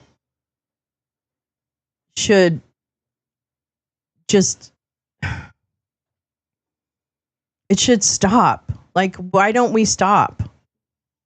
Why don't we stop? Anyway, which one? No, I think we were comparing her to Maleficent, Sleeping Beauty. But I don't know. The Snow White's witch was pretty good looking too in the beginning. Yeah. I mean, fairest of them all and all that, you know what I'm saying? It's not defensive, and it hasn't been since probably the initial response. And frankly, I'm even questioning how the whole October 7th came about and whether or not Benjamin Netanyahu engineered something in order to protect himself. That's what I thought. And I still think that. There's something rotten in Denmark. And now we're just at a genocide. We're just at an ethnic cleansing of the Palestinian people at this point. The proposal was accompanied by an AI-generated images showing hyper-modern skyscrapers, offshore oil rigs, solar energy fields, and other details that evoke a generic technocratic vision of urban progress. In order to complete the plan by 2035, Netanyahu proposes that after 12 months of spent freeing, in quotes, the region of Hamas, Gaza will be put under the patronizing supervision of Bahrain, Jordan, Saudi Arabia, and Morocco, before returning it to Palestinians, if there are any left, under a vague self-rule that does not include a path to statehood. To call this plan, set to be carried out in the immediate aftermath of unimaginable suffering, anything but a naked land grab, a bloodthirsty colonial vision if there ever was one, is to mince words. A curious part of Gaza 2035 is Netanyahu's plan to connect Gaza via high-speed rail to NEOM, the 1.5 trillion speculative city that Saudi Arabia is building on the back its own much less publicized ethnic cleansing campaign, in which the I don't know how to say this, Hawatat tribe has been forced off its land under threat of imprisonment. Pandering to Neom, a project which some of the world's most prestigious architecture firms have pledged their labor, is part of Netanyahu's attempt to piggyback on the type of culture washing that Qatar and United Arab Emirates have engaged in with arguable success. When presented with the opportunity to design high-budget buildings, architects are all too happy to serve such problematic petro-governments, despite their field's alleged devotion to sustainability and democracy. For Netanyahu's purposes, Neom serves as a model of how to use spectacle to distract from ethnic cleansing. The only problem: Neom is a pipe dream. In April 2024, Bloomberg reported that instead of the 1.5 million people Saudi Arabia had imagined would be living in the city's flagship horizontal mega skyscraper by 2030, newer projections point to a number more like 300,000. The original plan for 170 kilometers of coastline construction has been shrunk to a meager 2.4 kilometers. While it's true that Crown Prince Mohammed bin Salman continues to dump funds into other infrastructure projects along the Red Sea, the extravaganza touted in design magazines for the past few years seems unlikely to materialize. Gaza 2035 and Neom have more in common than underlying violence, colonial ambition, and a hypothetical high-speed railway. They both exemplify how architecture, engineering, and construction, AEC firms, make easy cash off new money regimes. Recently, the AEC conglomerate AECOM published a job listing for a design manager to coordinate a USAID project. That's so funny. That's so funny. Isn't that funny? That's funny. To build water infrastructure in the West Bank and Gaza, presumably to be commenced after Israel razes every single building in Gaza to the ground. This isn't the first time AECOM has showed an interest in Gaza. In 2017, it helped develop a paternalistic master plan called Connected Gaza, a series of modernization projects involving the flow of goods and services through new roads and offshore ports. While the company was careful to use the word Palestine and invoke historical complexity in its rhetoric, the plan read like the bog standard vision of an AEC firm: technocratic, frictionless, top-down, and curiously apolitical. It's not surprising that AECOM is taking work in Gaza despite the political situation. It specializes in the boring parts of architecture, groundwater and geological monitoring, and feasibility studies that walk so that the glittery skyscrapers can run. Plus, the reduction in capacity at Neom, for which AECOM is slated to work on an airport, among other large projects, means it already has a workplace in the region. What is this 2030 project? Oh, the Golden Dome. La la la la la la. This is interesting. Just found this document, and it uses a lot of the same. Oh, IEA.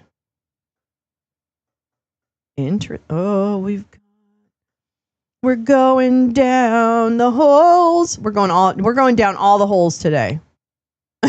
All of them. Okay, wait, let me get back to this one. Okay. Thank you, gal. Hi, Anita. How are you? Anita, did I forget to say hi to you yesterday? Because I think something was playing when you came in, and I just want to say hi because I think I missed you yesterday. Let's see. Some may wonder why firms sign on to such speculative projects. Isn't it a waste of work and talent since these things may never get built?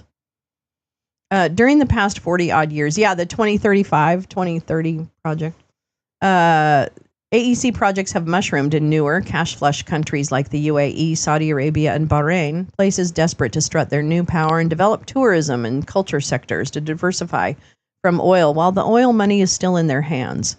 Because most architecture firms bill by the hour. I'm just going to say that again. Wait. Places desperate to strut their new power and develop tourism and culture sectors to diversify from oil while the oil. So for all of the horribleness of these governments, and I do truly believe that they are evil, it is fascinating to me that at least they're able to think ahead as a government and plan their fuckery. Now, granted, I wish they would plan better, more humanitarian things. But it is really interesting to me that this country will probably fall and partly because it can't vision and work to achieve that vision. And of course, it's disincentivized to do a vision that would be good for the actual people in this country. So there's that too, but whatever. Yeah, it probably was when the king was speaking. You're right. Anyway, hi. Let's see. Let's go back. During the past 40 odd years, AEC projects, blah, blah, blah, blah, blah. Okay. But because most architecture firms bill by the hour, they can rake in enormous fees for design development. The renderings, proposals, and former explorations that precede the commitment to actually building something.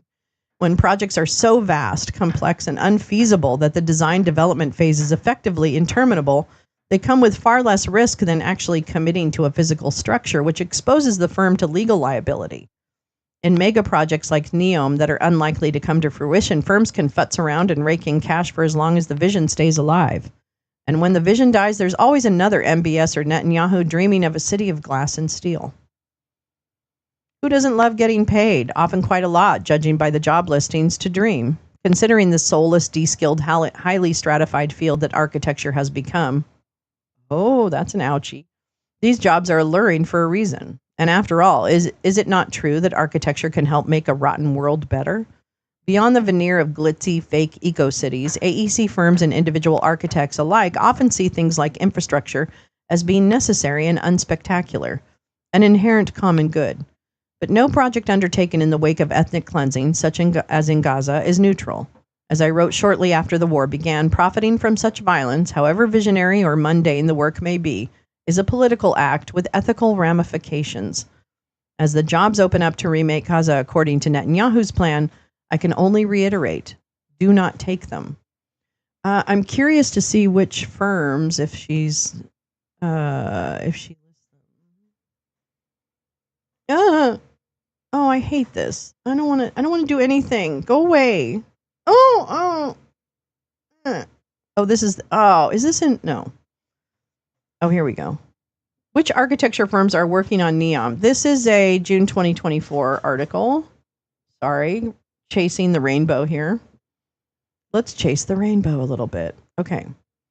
Details of the controversial NEOM project in Saudi Arabia have become clear over the past year, with 23 architecture studios believed to be working on the multi-region mega development. This is what they're saying about it. Once shrouded in mystery, a flurry of announcements from NEOM, along with several exhibitions and a documentary, have shed light on some of the project details, including its designers. Currently, 23 architecture studios, including Morphosis, Big, Zaha Hadid Architects, OMA, and UN Studio, are known to be working on the controversial scheme. As part of our recent feature exploring whether studios should reconsider working on NEOM due to growing awareness of human rights concerns. Are you kidding me? Dezeen, which is the publication I'm reading from, reached out to each of the 23 studios. However, none of them were willing to talk about the project. The architects designing the majority of resorts on the Gulf of Aqaba have been officially revealed, while the architects connected to other projects have been featured in exhibitions created by NEOM, in Riyadh and Venice. The line remains the most shrouded mystery. It is understood that the U.S. studio Morphosis. Oh, baby. Oh, hello. I don't want that. I'll find them. Morphosis designed the master plan, while studios including Pi Cobb Fried and Partners, HOK, and Cook Hafner Architecture Platform were featured in a Discovery Channel documentary on the project, and others, including Studio Fuxas and Euler Wu Collaborative, were part of an exhibition focused on the scheme. 4 studios that carried out design work for NEOM are no longer working on the scheme. It is understood that Ajay Associates and Coop Himmel Blau are no longer working on the project. Austria studio Coop Himmelblau CEO Wolf Prix said he was no longer working on the scheme in an exclusive interview with Dezeen, while NEOM or whatever confirmed to Architecture magazine Architects Journal that Ajaya Associates was no longer connected to the project. HOK were also to include in the line documentary, but confirmed to Dezeen that it is no longer working on the project. Dutch studio Meccano carried out early design work on the Triana project, but confirmed to it's no longer. Okay. Below is the first full list. Where are you? I want to find you. Is this you? Where's your website? Where's your website, bitch? Morphosis.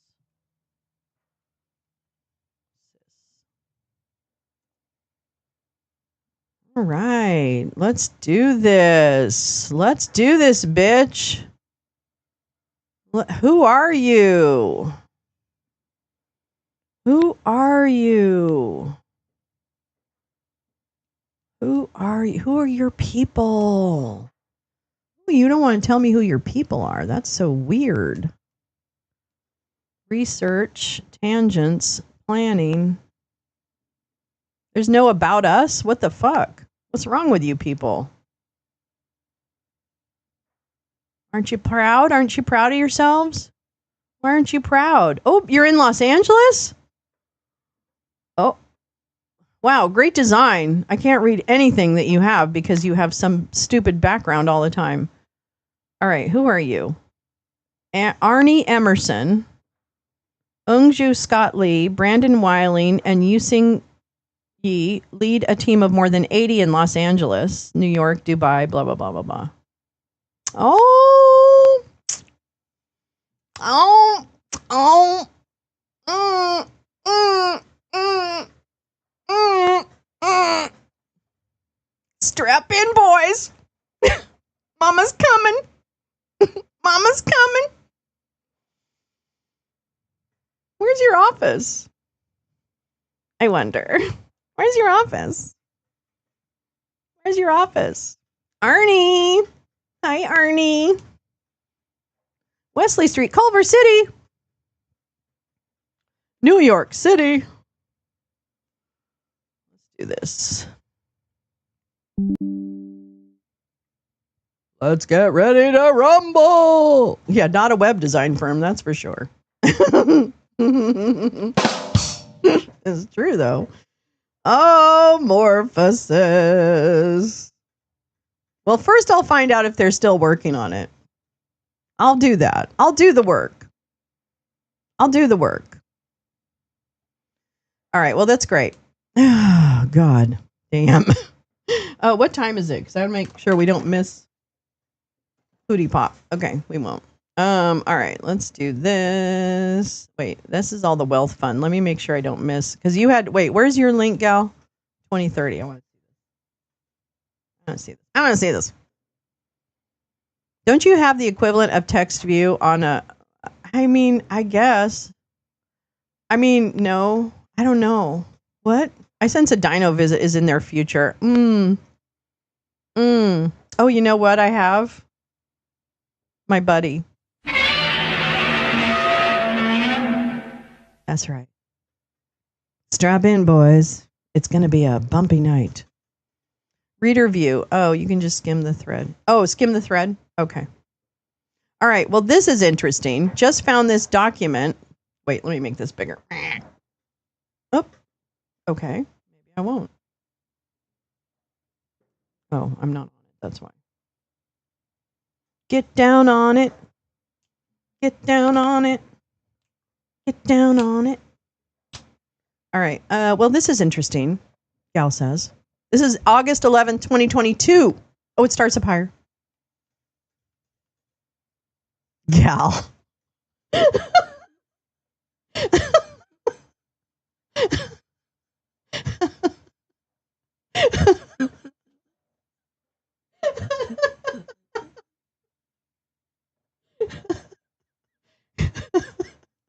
It does? Just starts up a little higher? Just a little higher? Just a little higher? Really? You guys do reader view? God damn. What's wrong with me? This has to do with the nuclear reactors we've returned to. Oh, this is the nuclear power thing. Okay, first I'm going to have some... No, it's... Cal, I love you so much. You know it. You know it, girl. Girl, you know it's true. Ooh, ooh, ooh. I love you.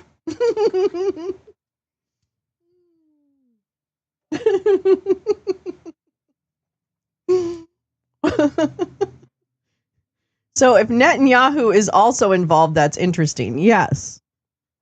Yes. Yes. All right. Trump signed, this is again from 2022. Trump signed this executive order on the 5th of January, 2021. Hi, Peace Love. How are you, darling? Ooh, ooh, ooh. I love you. It's Milli Vanilli Wednesday. Hell yeah. Hi, Oren. How are you, darling? Okay. Trump signed the executive order January 5th, right before he left office, or right before he tried to take over the government, I should say. He clearly didn't write it. I broke out the language, and then I'll explain why I think Trump and his friends would benefit from U.S. government nuclear secrets. Oh.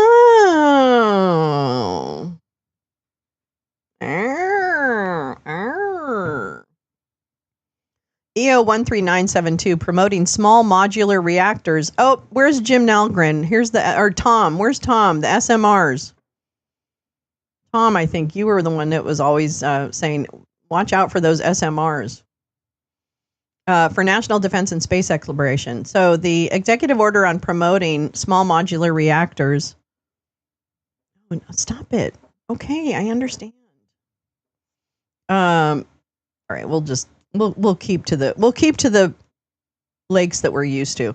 All right, under this action, the U.S. government will coordinate its nuclear activities to apply the benefits of nuclear energy most effectively toward American technology supremacy, including the use of small modular reactors for national defense and space exploration, and probably crypto, right? Probably AI and crypto as well. Promote advanced reactor technologies, including small modular reactors, guided by the following principles. The U.S. should bolster national defense and space exploration capabilities and, highlighted by Gal, enable private sector innovation of advanced reactor technologies. Secretary of Defense within 180 days establish and implement a plan to demonstrate the energy flexibility, capability, and cost effectiveness of a nuclear regulatory commission licensed microreactor at a domestic military installation that may not be relevant in private sector. What does it say that? If the demonstration is successful, the Secretary of Defense shall identify opportunities at domestic military installations where this capability could enhance or supplement the fulfillment of installation energy requirements. Oh, also, you'll see why Rolls-Royce wasn't included in the tariffs. Yeah, because they make engines, right? Don't they make some kind of like? Oh no, that's planes. But I think you're talking about something else. Are they in nuclear too? Is Rolls-Royce included in nuclear? Those nuclear reactors in part saw our Conservative Party suffer a historic loss at our recent elections. There you go, GP. Australia knows. Yeah, this was a thing way back on Inauguration Day. Yep, you're right. You're right, Max. You're right. Yeah, Gal's like, I went deep into this one for a minute. I love that. I love it when you do that. So the Secretary of Defense consulting with the Secretary of State, Commerce, Energy, and NASA admin, pilot transportable microreactor prototype, analysis of U.S. military uses for space nuclear power and propulsion technologies, propulsion technologies, and an analysis of foreign adversaries' space power and propulsion programs. Affordable, lightweight nuclear power sources in space would enable new opportunities for scientific discovery. The sustainable exploration of the moon, Mars, and other locations will be enhanced if small modular reactors can be deployed and operated remotely from Earth. What in the world could go wrong?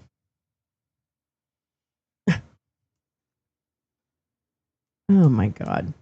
Within 180 days of this order, the NASA administrator shall define requirements for NASA utilization of nuclear energy systems for human and robotic exploration missions through 2040 and analyze the cost benefits.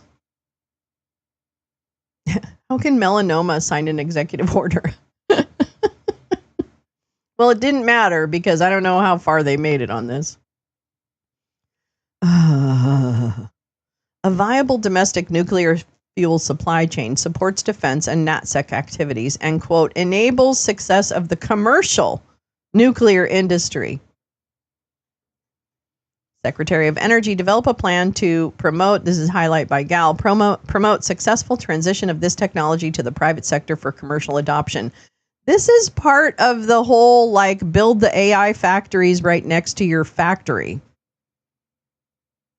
Build the reactor next to your factory. That's what they're trying, that's what they want. They keep saying that.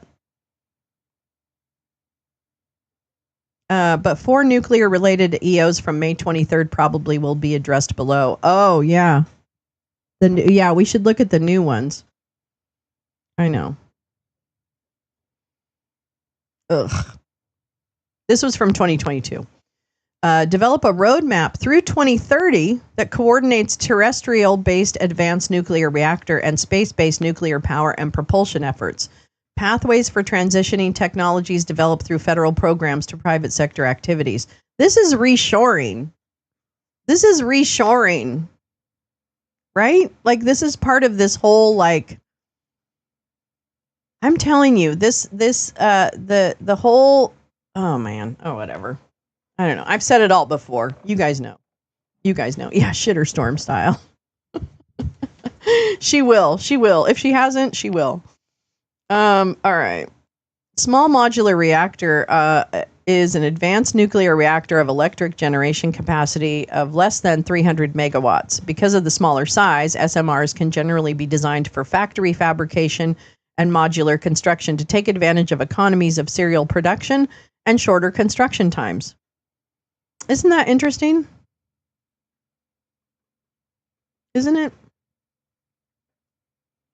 What if, Gal says, Trump was persuaded to lift certain regulations and add certain guidance that would steer manufacturing, or let's just say profit, to certain people for them to capitalize off of the government's new use of small modular reactors? What if the government had the info needed to do so? This is Rod Martin of the original PayPal Mafia. He's a theocratic billionaire in Matt Gaetz's district who loves Trump and goes all the way back to Ginny Thomas's groundswell days. Well, there's a throwback. Rod thinks they should colonize the moon and Mars with a biblical worldview. This was in August of 2022. This is how smart my friend Gal is. From May of 2022, colonizing the moon and Mars from a biblical worldview with Rod Martin, Right Response Ministries. Oh, man. We're increasingly looking in the direction of an aerospace play. All those things are possible because God has given us freedom. I'm most excited about what Elon Musk is doing. In fact, we are looking at launching a company in that same general area.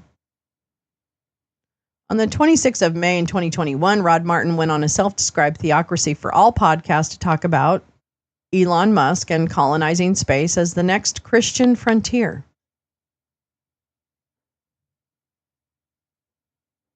I mean, we can shoot them all into space if, you know, I suggested let's try the 4th rocket.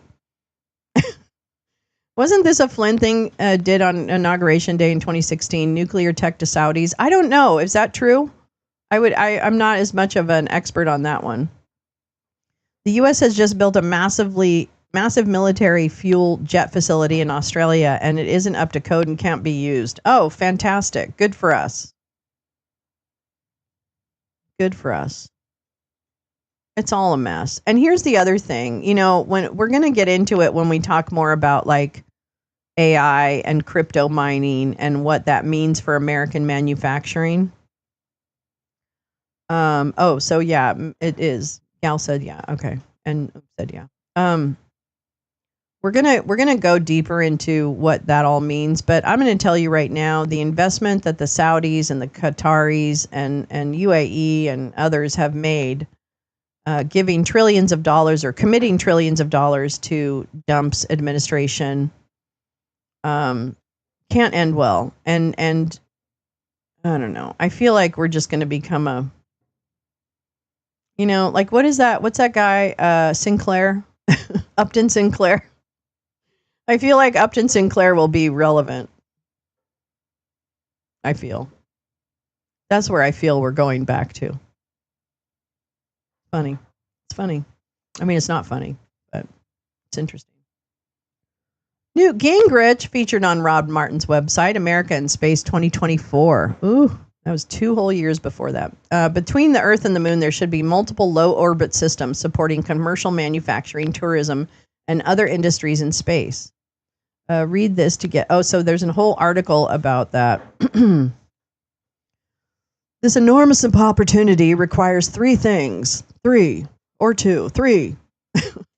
Planning must start now. Within this breakout framework, several long-existing bureaucratic programs should be cannibalized so their money can be transferred to new, higher-value projects.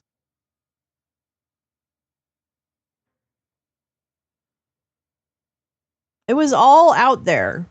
It was all out there. And not that any of this can necessarily be stopped.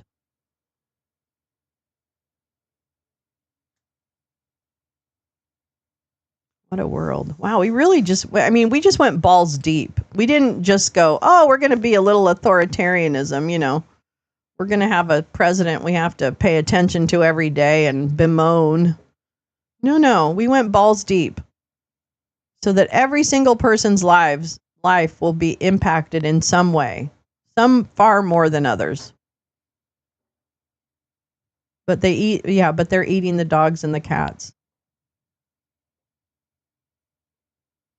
I don't know. Clearly, I don't know. NASA and the Department of Defense must accept that most of the breakthroughs will come from small entrepreneurial companies.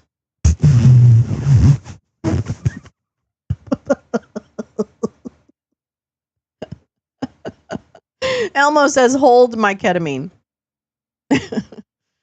Karen, oh good, my faith in USPS is restored. A package delivered to me yesterday was marked no address, so I made phone calls and filled out forms online, and the local post office just called to say the label was blurry. I'm going to tell you right now, I had that happen to me too, Karen.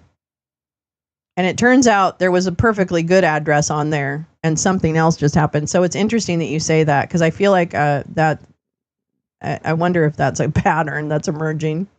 Like, we're just not going to deliver your mail because we can't tell where you live. Which you can. It was all out in the open, but we chased evangelicals in space. I think we should put them in space. Frankly. Neil, I put an article in Discord. The ambassador thinks Canadians are being mean again. Canadians being mean? I don't understand it. How could it even happen? All right. Today they are outside the planning and procurement systems of NASA and DOD. That must change. See, this is why they need stupid people like Pete Hegseth in charge of the Department of Defense, because they do have some deep plans for each of these initiatives. And people have given a lot of thought within the administration's world. They have given a lot of thought to this.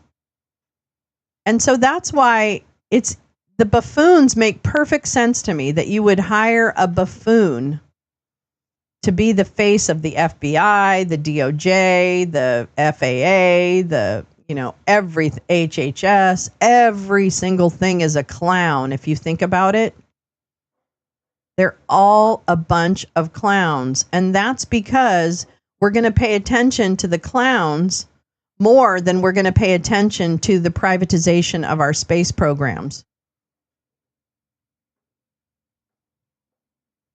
I mean, who cares? They don't care. They hired those people for a reason. And it's because they will do and say whatever the administration wants them to do or say. None of those people have an original thought. It doesn't matter if they fuck up. It doesn't matter if they text war plans. It doesn't matter if they wiretap each other. It doesn't matter. Let the headlines roll, because that provides such excellent cover. Jake Tapper wrote a book about the old president. We're spending more time talking about that and being upset about it than we are about this, or about 49,000 people being God knows where because they were deported. Mostly illegally. In fact, probably 100% illegally because they got no due process. I don't care about President Biden. I don't give a shit. He obviously, if he was so fucking corrupt, he did a horrible job because he's not president.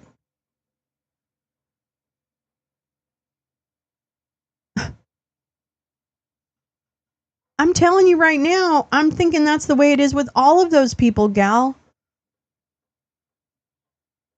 They'll just do whatever the administration tells them to do. And you never hear about the people who aren't jokes. You don't hear about Russell Vogt.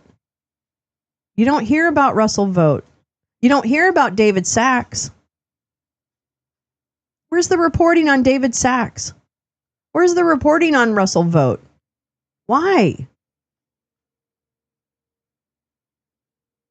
I mean, come on. This is why it's such a hard, messaging game, I guess, if you want to call it that, is because the fucking media spoon feeds us the circus clowns.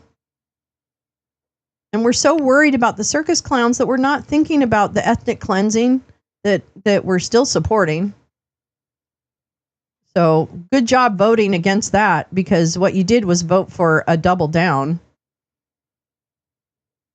God, this country's so dumb. I'm sorry. We are just fucking dumb. Yeah, they credit Trump and it's a win. And as long as they are telling Trump how great he is and saying the stupid stuff in public that they say, which even they sound like they don't believe it. Even with that, that's the price that they pay in order to keep doing what they're doing. That's why Stephen Miller can do whatever he wants with immigration. That's why Russ Vogt can do whatever he wants with our budget and illegally impounding funds that were actually allocated and approved by our congressional reps. That's ridiculous. Yeah, he's not in charge. I mean, that's not even it. It's not even about him. He is another part of the distraction. A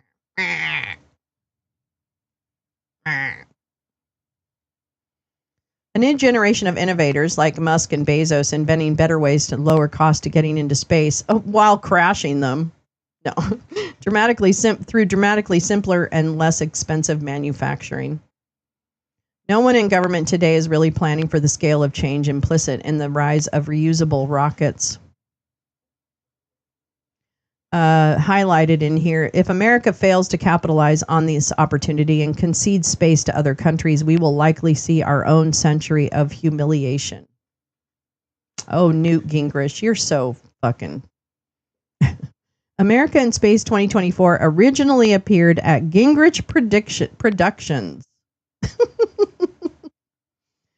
This is not my area of expertise, so I'm adding this here because it's interesting that just this year, the merger happened with the only publicly traded provider of transformational small modular reactor technology. Attorney for one was Kirkland and Ellis.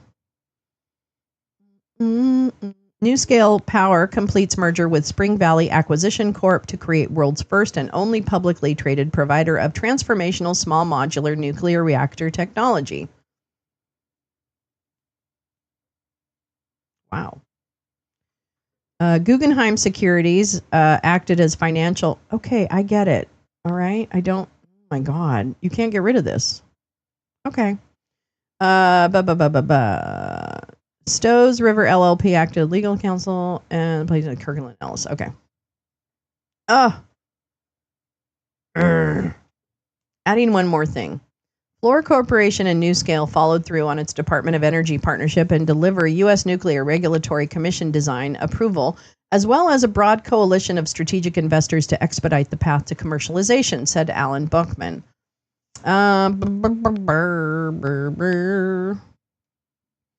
Chun versus Fluor Corporation. Defendants made misrepresentations or omissions of material fact in statements to investing public, rebidding, construction, accounting treatment, and financial reporting concerning large fixed price projects. Oh.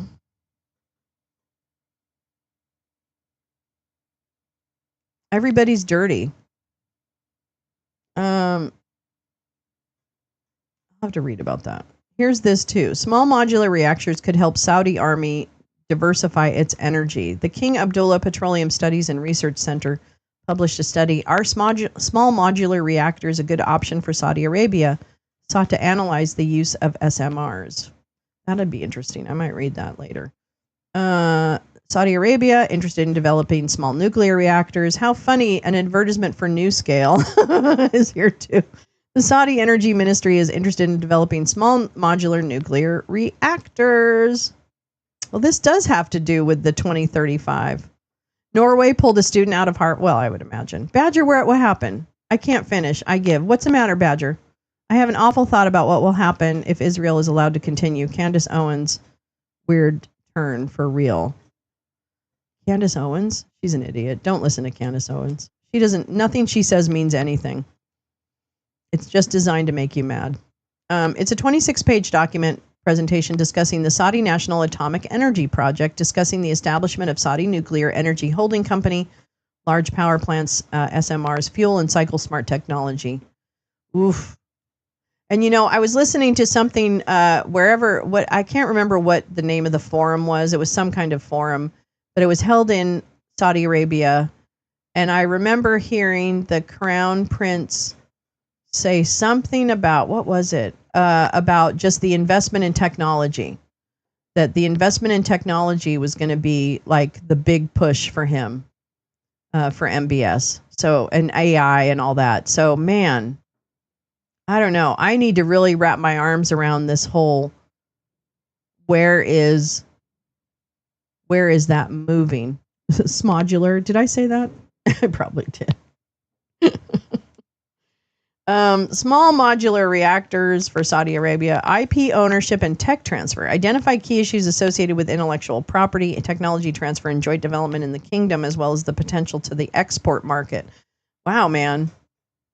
I'm telling you, this is the type of stuff I'm talking about when I talk about really horrible countries, but the focus to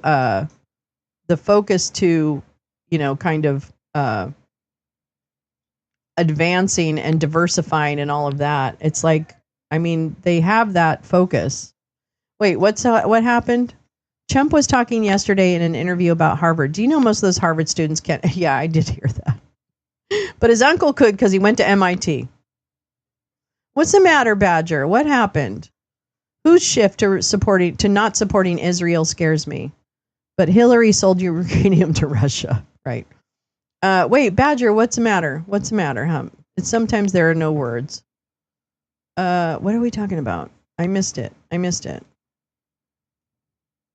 Anyone want to bet $1 that Dump will say smodular at least once on mic? Probably. Probably. Wait, what?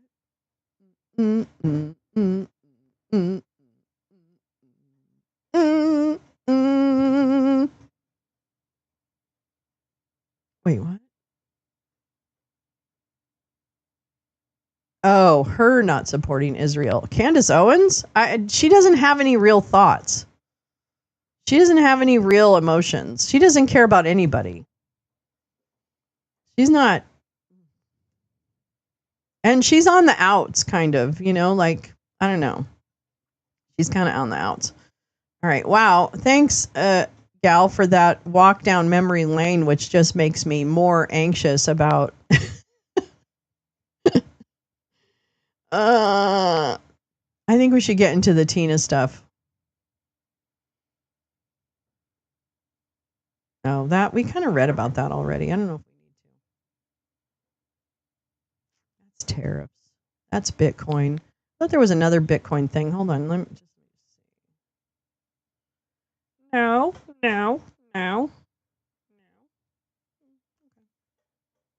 All right. Well, let's take a minute. Oh, Joe. I love Joe.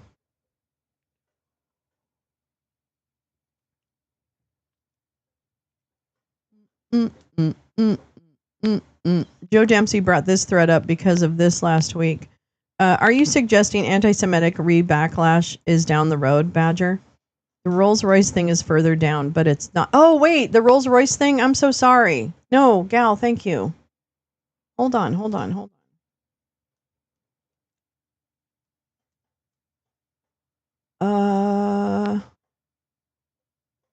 Because it does make sense when they, where,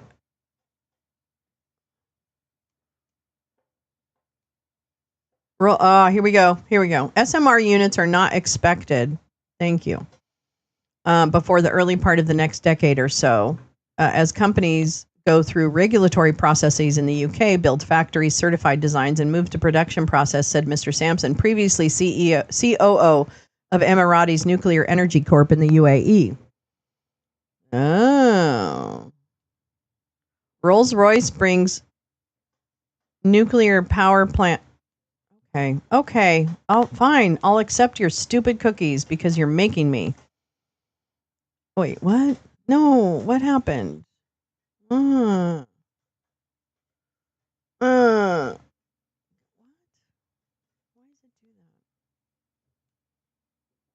Okay, here we go.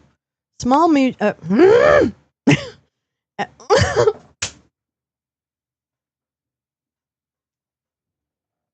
I haven't taken my pills yet. I can't do this. Anyway, it really doesn't want to let me read that. Okay, fine. You know what? I'll link the article so that you guys can read about Rolls-Royce and their involvement in the small nuclear reactor business. Because if you try reader view, what is that? What is reader view? How do I see that? I don't even know what that is.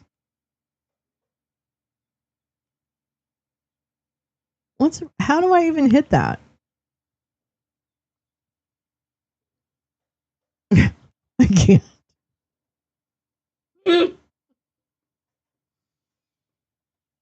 I don't want to be tortured by this anymore. I don't want to be tortured. I don't know how to do that. I don't know how to do it.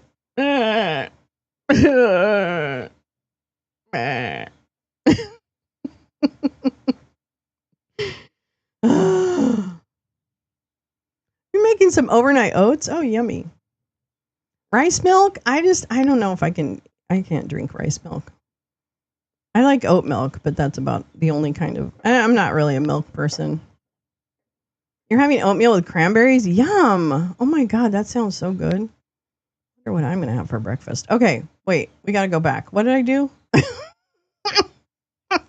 Oh yeah, I was going to do this one. Right? Yeah. This is a Tina special. Tina is my sovereign wealth fund bitch. We are way deep into the sovereign wealth funds. Max, I make apple pie oatmeal with diced apple, butter, cinnamon, nutmeg, stevia, and walnuts. What?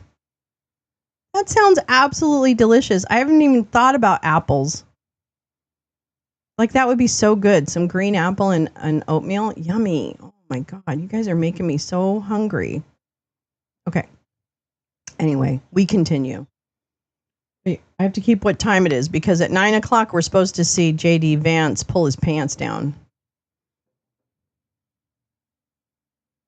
Ooh, wrote about it all. Oh, awesome.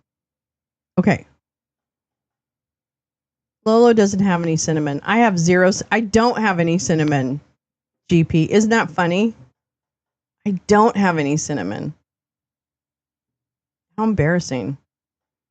Oh my God. That's terrible. I'll go to the store. I'll go to the corner store. Okay.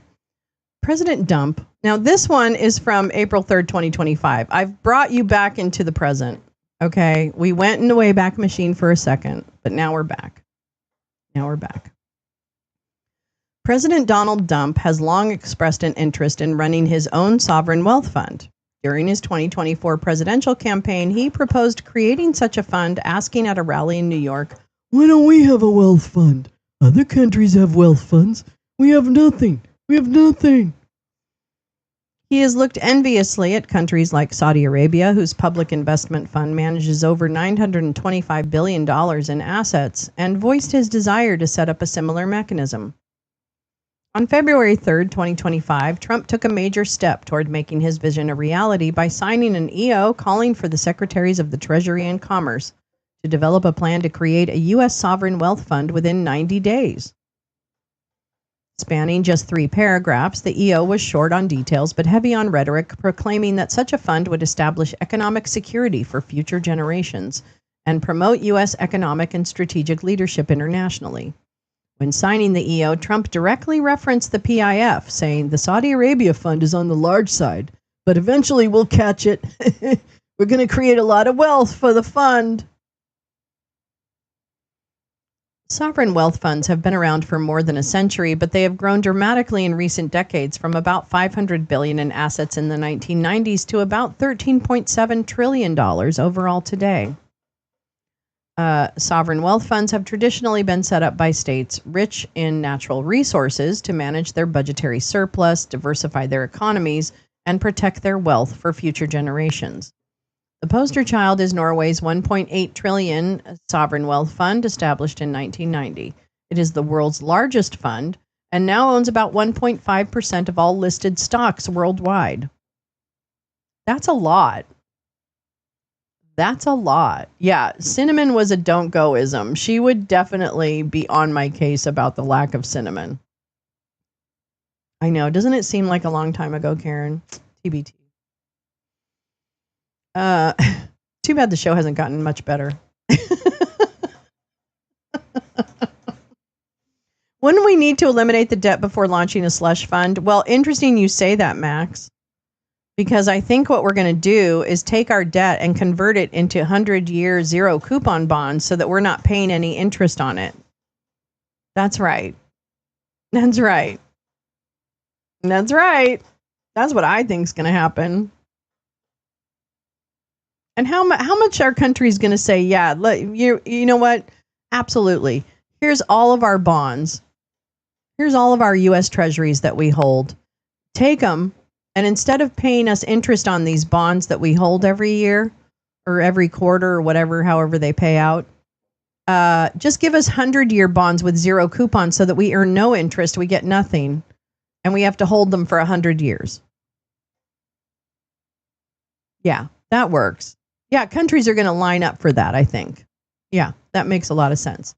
It'd be like lending money with you getting a mortgage from a bank at zero interest. That's what it would be like. And you'd have 100 years to pay it back. Yeah, that's right. Not all fun. Oh my God, it's Bitcoin. Yeah, Bitcoin is the future. Hold on, I'm bringing it over here. And I'm bringing that over there.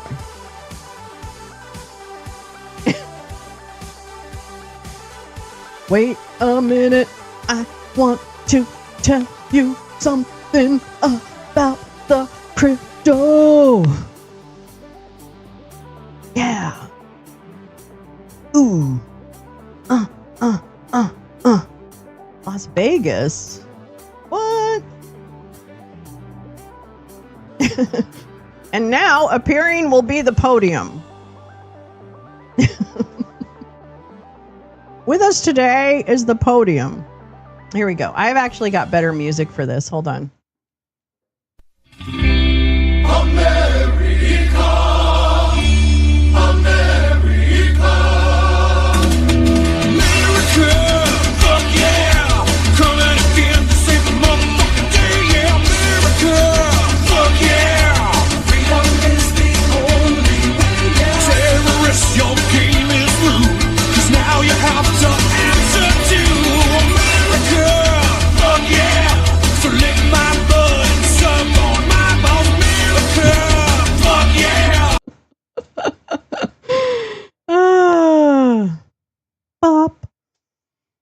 I love that movie too. I'm sorry. It's problematic at the minimum, but it's there's parts of it that are very funny. That's one of them. That's one of the parts that are funny. The New York, yeah, Neil's pointing out the obvious now. The Norwegians have the resources for the sovereign wealth fund. The U.S. does not, unless it steals money from Medicare. Wait a minute. Yeah, and we're going to refinance our debt. What are you guys worried about? Why do you think we're doing all this tariff shit? Oh my God. Oh my God. Oh my soul. There goes Mary down the hole. Let me bring this over here, and then I'll bring that over there. And I'll bring it over here and over there and over there. I'm going to keep reading while we wait for this douche whistle to come up. The butter goes on top of the apple. Yes, Vance is speaking soon, Hags. I've got him pulled up. He is the empty podium you see on the screen. It's true. He's the empty podium. Let's see. Where were we? Funds, sovereign wealth funds. You worked in the Redwoods. Ooh, Oren. And I have camped there multiple. If Trump administration allows camp. Wait, what? Allows what? He's reapplying his eyeliner. Allows clear cutting, it won't grow back. Yeah, no. If they're allowed to do half the things that they've said they're going to do, we're in trouble. So I don't know how we're going to get through this. I don't know how we're going to stop it. But we're definitely going to have to vote. Like we're going to have to vote like we never voted before. And I don't want anyone to. Don't stay home. Do not stay home. Please. Please don't protest with your vote. Please use your vote. Use your vote for something good. Please, let's do this. Let's show them how powerful the people truly are in this country. We could do this. We were close.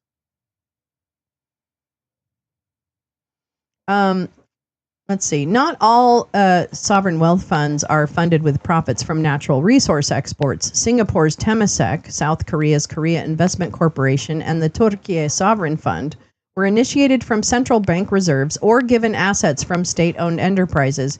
You know, like selling national lands. Yeah, Vance is in the green room with a couch. Wait.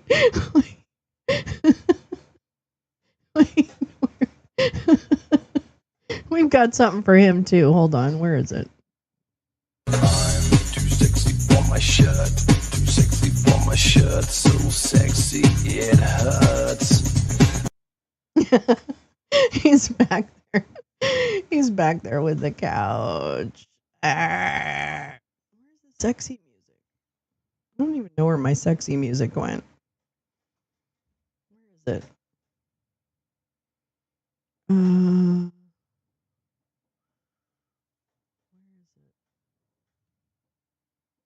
Oh, there it is.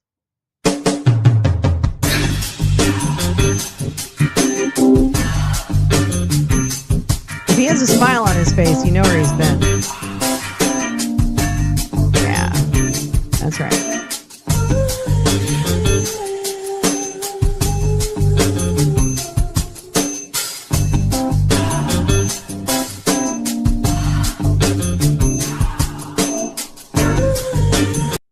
All right, no.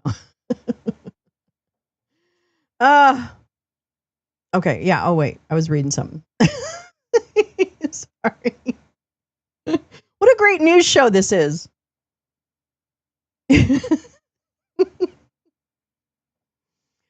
Dump's move to create a fund isn't wholly out of precedent for the United States. At least 23 states run their own funds, totaling $332 billion in assets, according to the White House. Former President Joe Biden's team, in fact, discussed establishing a national-level fund during his last year in office.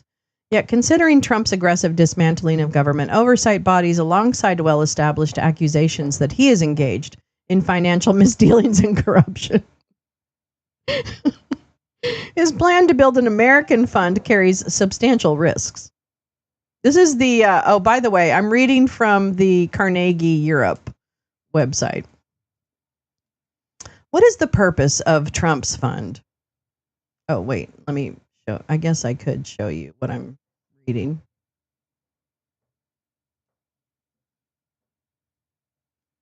Doot, doot, doot, doot, doot. Doot, doot, doot, doot, doot. Let's make it a little tiny smaller. All right, let me do this, and then you'll. There's just not enough room on this screen. Okay, whatever. Okay, we'll get through this. Trump's EO offers few details about how the U.S. Sovereign Wealth Fund would operate and what its purpose would be. As it reads, the fund could potentially engage in almost any kind of investment, making it next to impossible to evaluate whether creating the fund would serve the public interest. Is its aim to bolster U.S. technological innovation? Is it to enhance American security by incentivizing domestic investments in critical industries? Will sectors favorable to Trump's interests, such as the crypto industry, be rewarded? At one point, Trump even floated the idea of using the Sovereign Wealth Fund to buy TikTok. None of this is clear. Additional concerns arise in relation to democracy and governance considerations. Would the fund be permitted to invest in undemocratic states like Saudi Arabia, thereby bolstering an authoritarian regime and further undermining any prospect of democracy or human rights for Saudi citizens? Could the fund invest in the gold sector in the UAE, despite well-documented and repeated allegations that gold refineries in Dubai continue to launder conflict gold, including gold associated with genocide in Sudan, a charge the UAE denies? Can I also say that as part of my work in anti-slavery, one of our target countries in working on the ground was Nepal. And there are many Nepali citizens who are kidnapped or promised work and are shuttled to the Middle East, to UAE, to Saudi Arabia, etc., to become slaves, either construction slaves, sex slaves, all kinds of slavery. So those governments, I don't know why that isn't talked about, but real estate development and other development corporations, etc., are trafficking humans and enslaving them when they get there by taking their papers. And the way slavery works in many places now is that when you are given a job, you actually have to borrow money from your employer in order to live, be fed, be housed, right? So you go under the guise of a job that you've been promised, but when you get there, they take your papers, and you are then you are required. You're basically an indentured servant, where you continue to owe your employer money. And that's how they keep you. So that happens every day in every industry. And I don't know why we can't stop it, but supply chains have a lot to do with it, and the lack of transparency on supply chains. And now with USAID gone, with other organizations that really played a pretty strong role in helping us combat some trafficking. I don't know. We were hardly stopping the flow when we were working alongside USAID and Trafficking in Persons Office from the State Department. So, Kuwait, a lot of people are trafficked to Kuwait. So it's a problem, and these governments are a problem. Yeah, of course it happens here. Yeah, of course it happens here. I mean, it happens everywhere, but I'm just saying there are large-scale operations that move people from Nepal, especially in India, and other smaller countries, into the Middle East to be enslaved. So, yeah.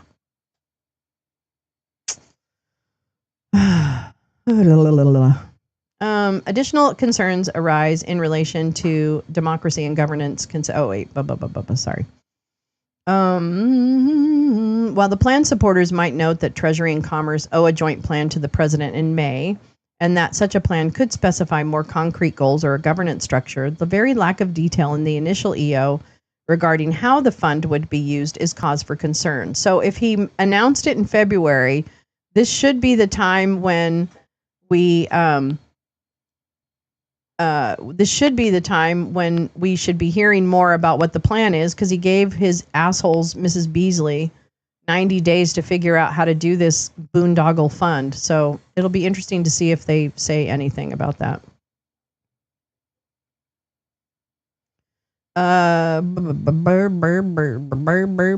In fact, one could reasonably argue that the EO's vagueness about the fund is by design. Oh no, really? Get out of town.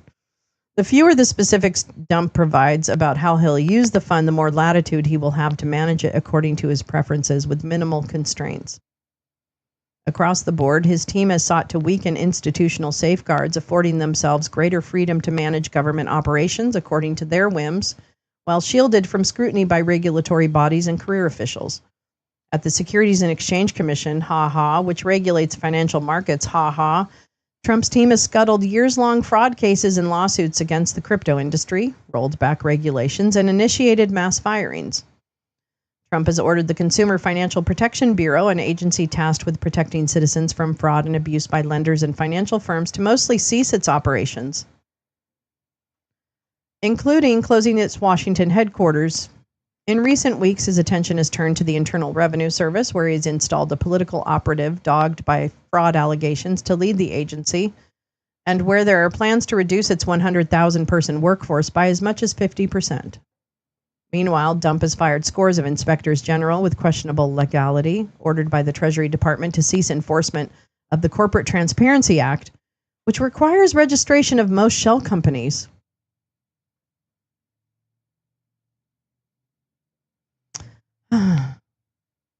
And ordered the Department of Justice to pause enforcing the Foreign Corrupt Practices Act, which makes it illegal for U.S. companies to pay bribes to foreign officials. Oh, off topic, Zelensky to attend G7 meeting in June. Ooh, hoo, hoo, yeah. Sovereign wealth funds usually reflect the quality of governance of the states that sponsor them. When they are well governed and well managed, like Norway's fund, they can be a boon. But in countries with poor governance, regulatory capture, or weak rule of law, funds can be founts of corruption and incentivize malfeasance. Saudi Arabia's fund is a good case in point. With nearly $1 trillion worth of assets under its management, the PIF stands as one of the largest sovereign wealth funds in the world. It is formally overseen by Governor Yasser Al-Rumayyan, but the real power behind the money lies with Crown Prince Mohammed bin Salman. Under MBS's direction, the fund has taken many swings, putting a $40 billion into AI fund, allocating $100 billion for electronics manufacturing, and plowing billions more into infrastructure projects across the country.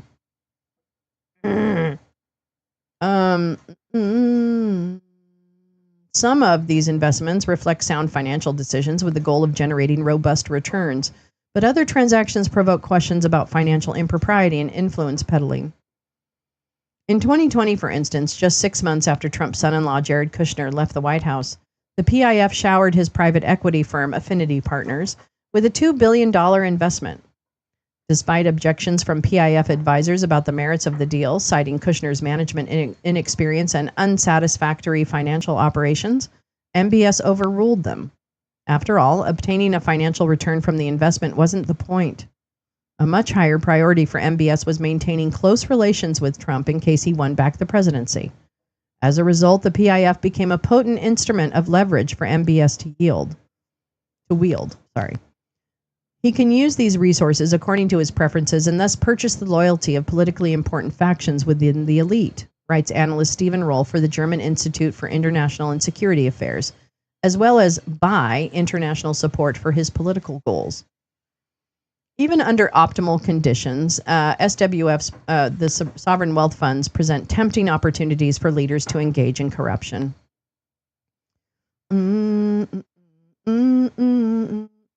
Just making sure I didn't miss anything, because last time you guys tried to tell me that I was speaking in Elmo's voice and I didn't see it. Yeah. Kyiv Independent reported what? Wait, what? Off topic. Oh yeah, the G7. Yeah. Fuck yeah. I want him in NATO too. I mean, I'm not into like war and shit like that, but I think that would just piss everybody off. I think it'd be great. And right now, all we have is pissing people off. That's all we can do. We can't save anybody's lives. We can't stop massive kidnappings and deportations to third countries. A fund should have independent oversight. These include establishing a well-defined institutional structure with clear objectives. Robust regulations should spell out how, where, and what quantities of assets a fund can invest. A fund should have an independent oversight and distinct chains of authority, as well as coherent and rational fiscal rules. Considering the Trump administration's self-dealing and erosion of accountability, there is an acute risk that the U.S. fund could become a source of graft to reward Trump's friends, coerce political support for his priorities, and bring personal enrichment. How will Dump's fund be funded? Typically, sovereign wealth funds are funded from surpluses generated by the sale of natural resources such as petroleum.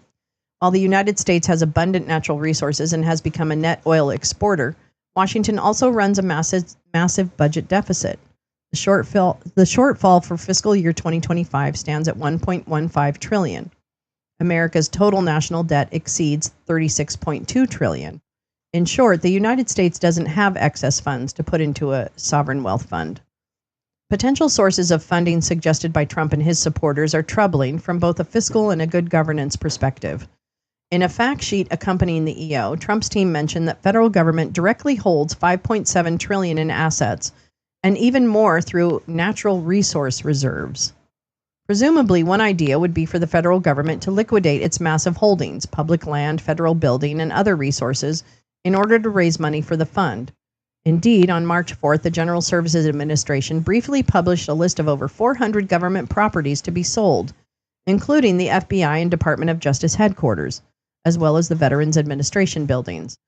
After a public outcry, the list was pulled down. It's unclear whether this was a genuine effort by Trump's team to raise capital for the fund or just a trial balloon. A more specific proposal involves channeling tariff revenues into the fund from a new outlined agency, the External Revenue Service.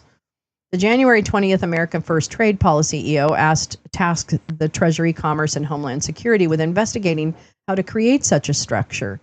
Currently, tariff revenue is collected by U.S. Customs and Border Protection. Depending on how this new agency is organized, it could allow Trump to pull a portion. Oh, are you saying something? So, what's cool about this conference is that it's all about making history. So, we're making history because this is the biggest Bitcoin conference we've ever done. We're expecting 5,000 people to be here today. We're making history because this is the first Bitcoin conference to ever happen over $100,000 Bitcoin prices. Shit's getting way too complicated for me. A year ago in Nashville, Hi, we Josh. made history when we had candidate Donald J. Trump come and address this crowd. This goes in your mouth. He made us some promises. He promised to end the war on crypto. He promised to free Ross Ulbricht. He promised to never sell our Bitcoin. He promised a strategic Bitcoin reserve. And he promised to make America the Bitcoin superpower of the world. Then why wasn't Bitcoin part of his days, what? Promises made, promises kept. Wow, these guys are really incredible. Today we're going to make a little bit of history this morning by having the first ever sitting Vice President of the United States of America address the global Bitcoin community. Whoa. No, honey, he already did that. Are you ready? He already did it. He went to France, you fucking idiot. With that, join Jesus me in welcoming Christ. the Vice President of the United States of America. Look at me, J.D. I'm standing by the president.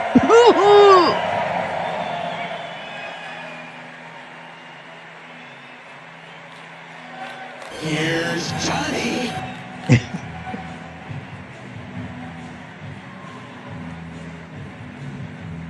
You can't handle the truth. That's right. Sorry, now I just love all my noises.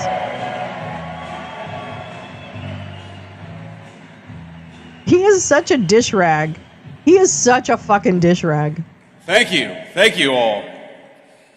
Well, first of all, I want to thank... God, turn yourself down, bitch. Please, please, please. Thank you, guys. Come on, your incels. seats. Calm yourselves. And, Calm your tits. the Calm your Secret man Service boobs. is a little bit nervous because I told them these Bitcoin guys really like guns.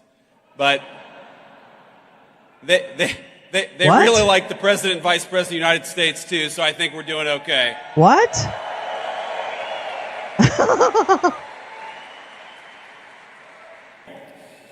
Well, first of all, I want to thank... Please, please, please. Thank you, guys. Take your seats. And, the Secret Service is a little bit nervous because I told them these Bitcoin guys really like guns. Did he say the same thing over again? They really like the President and Vice President of the United States, too, so I think we're doing okay. Did he say the same line twice? So I first have to thank David Bailey, grateful for everything did it that you've repeat? done for I'm the very confused. Bitcoin community. Thanks in particular for what you did for me and the president, helping us get from candidacy to the White House, because we've done, I think, a lot of the good Bitcoin lobby in the past got you? 120 days, and I don't think Chip we could have done it malfunction. without David's support. I want to Like, also did I do thank something? the I the Winklevoss drama? brothers, Tyler and Cameron. The These Winklevosses. guys are out here somewhere.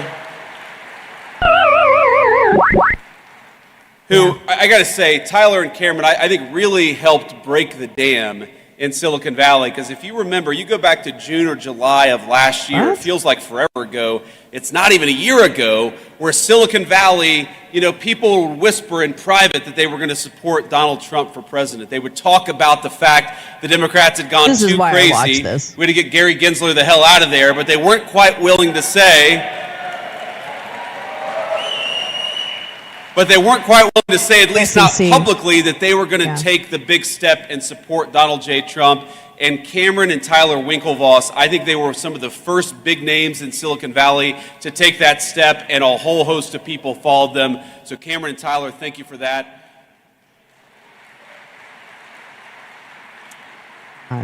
That's so fucking And of course, ridiculous. I want to thank the good people at Coinbase, the organizers of this event, and everybody who made this incredible event possible. It's great to be here with Bitcoin at 108,000, at least when I checked this morning, and as Vice President of the United States. It's great to be here. Is there an article of his? Oh, there is. I'm sorry. I'm so sorry. Yeah, there is. Now, you guys know I get to meet a lot of exciting people in my job, but it's been quite a while since I've been to a conference with this level of energy. I mean, hell, you guys came out here at 9 a.m. after a long night, I'm sure, in Las Vegas. You can't do that without a lot of good energy. But I promise I'm not just saying that to juice my own meme coins. What? But I think it's wrong, actually, to call this just a conference. This isn't a conference of people. This is a movement, and I'm proud to stand with you here today. With a bunch of incels who want a rapist to be And I released think from this prison? conference, this What? movement of people is where the future of Juice by meme cryptocurrency coin? in this great Ew, country yeah. gets decided. So let's start by making one thing abundantly clear. That future is going to be decided by the people, by you, not by unelected bureaucrats. I don't believe you. But you are, Blanche. You are. Now, as you all probably know, you've got a star-studded lineup here today, including several of my colleagues in the Trump administration. Don't juice David, your own Bo, coin. Hester, I know you're all out there. It's great to be among so Turning many him down. He friends just keeps and getting allies. louder and louder. So I want to speak for just a few minutes about a few things, and I want to talk a little bit about what we've done in the Trump administration. I want to give you a rundown of what this administration is doing on digital assets policy, but I also want to talk about some of the principles that help guide us as we develop this policy. But before that, I want to speak about why I'm personally optimistic about crypto and what it means for the American people. Time to smoke. Now, people ask me why I tend to be bullish on the future of innovation in this country. Now, I spent enough time in Silicon Valley to recognize the difference between good tech, technology that boosts our productivity, makes our lives richer, that grounds us in the real world and complements our day-to-day lives. Oh, really? Nothing about actually making people's lives better? There's also some bad technology out there. Excuse me? And when it comes to crypto, That's I think right. the last It's the several B. years It's the have bell made of it clear that wakefulness. we're talking That's about genuine, ground-up innovation, one that's already improving the True. well-being of tens of millions of our fellow citizens. I believe it's 50 million Americans own Bitcoin, and I believe that's going to be 100 million before too long. Yeah, I can pick numbers out of my ass too, JD. But it's not just about Bitcoin and about the value Make the that's been incels generated, sing. the wealth that's been generated by so many millions of our fellow citizens. Through decentralized finance, crypto has transformed how Americans transact The VP with Trump one still another. hasn't endorsed. It's expanded for access to 2028. banking for many That's right, who G. may not otherwise have had it. And every single day, I feel like I see some groundbreaking new use of blockchain tech, whether it's in supply chain management, whether it's in hospitals, or whether it's in changing how we track and store patients' private health records. Oh, But for each what do you have of to these do with that? new Stay away from forward-looking that. applications, I also feel like there's an incredibly value conservative element to crypto technology, and that's as a hedge. Crypto is a What? hedge against bad policymaking from Washington, no matter what party's in control. I don't it's get a that. hedge against skyrocketing inflation, which has eroded the savings rate of Americans over the last 4 years. And as you all know well, it's a hedge against a private sector that's increasingly willing to discriminate against consumers on the basis of their basic beliefs, including their politics. No, actually, there's documented discrimination against people of color and LGBTQ people when it comes to, that's what real discrimination is. Not against you because your feelers are hurt. Because your worldview sucks so bad that it's just like, it's like One Eye was on the space the other night. When he got to the part where the people that he works with are all a bunch of racists, he didn't want to admit it. And I cannot express to you how deeply I feel that moment. These guys understand that they are morally bankrupt. They know exactly where the lines are. And they cross them with impunity. They are so butthurt and victimized, but not really. That's even a kayfabe. They know they're not victimized, but they push that because that's the best way to combat other people actually bringing real discrimination cases to their face. Fuck this guy and all of his friends and his wife. Fuck you, Usha.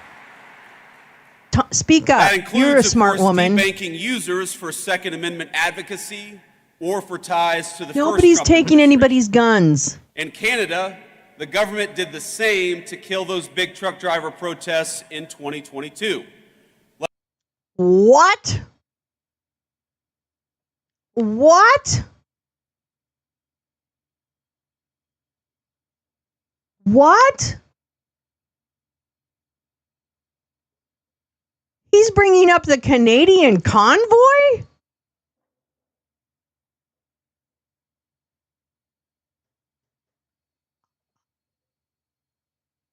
Less than a week later, they succeeded. The protests were over. But maybe most importantly, I see crypto as a hedge against one of the most dangerous trends in the digital era in both the public and private sectors. I And know. that's of elites who, rather than innovate themselves, prefer to simply take over and co-opt cutting-edge technologies to assert their control. I see Yeah. crypto as a hedge against one We of the most can.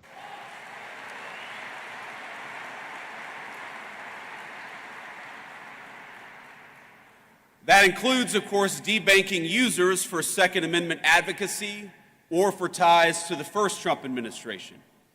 In Canada, the government did the same to kill those big truck driver protests in 2022. Less than a week later, they succeeded. The protests were over. But maybe most importantly, I see crypto as a hedge against one of the most dangerous anti-democratic trends in the digital era in both the public and private sector. And that's of elites who, rather than innovate themselves, prefer to simply take over and co-opt cutting-edge technologies to assert their control over other people. But wait, whoa, dude. You're telling me you're saying you're talking about the same people. You're talking about the elites who create technology, et cetera, but then you talk about the Silicon Valley bros who are on your side. What is it?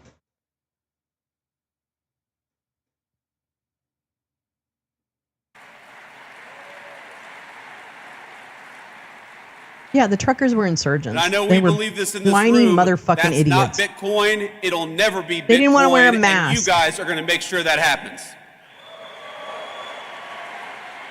No, they aren't, because they're not going to show up to vote, you stupid ass. But as you know, there's a new sheriff in town because after 4 years of this is like the 8chan presidency. And outright hostility led by Democrat regulators, this is like the 8chan lawmakers in this country administration. have a choice. Will we lead our nation into a future of financial sovereignty, of innovation, and of prosperity, or will we let unelected bureaucrats and foreign competitors write the rules for us? Like Elon Musk? And I'm here today to say loud and clear, with President Trump, crypto finally has a champion and an ally in the White House. Yeah, blah, blah, blah. Yeah, they won't. I'm sorry. They're not gonna show up. In our administration, we crypto bros are too busy potential of the digital drinking White Claws industry, and not just as an investment, not just as a stalking Instagram models. I don't know. But as a symbol and driver of personal liberty. Oh no, Karen, for all advance, and we are Karen. Dedicated to seeing that hit the promise live. fulfilled. The way that we see it, I finally moved the it. people in this room are the digital pioneers of the American economy. I had a little drink at the circus last night. Unusual in Washington. We're listening to all of you as you. Excuse me, I just woke up and I was in the gutter outside Circus, and somebody brought me a latte, and here I am. You blaze the trail of innovation. The innovators in this room are making people's lives better. No, they're Pushing not. boundaries and solving problems. No, you're injecting not. unprecedented transparency What, into like how this we guy? do commerce. Like and the this way guy? we see it, you all deserve a similar level of transparency and clarity, and most of all, you deserve respect and support from your government, not bureaucrats trying to tear you down.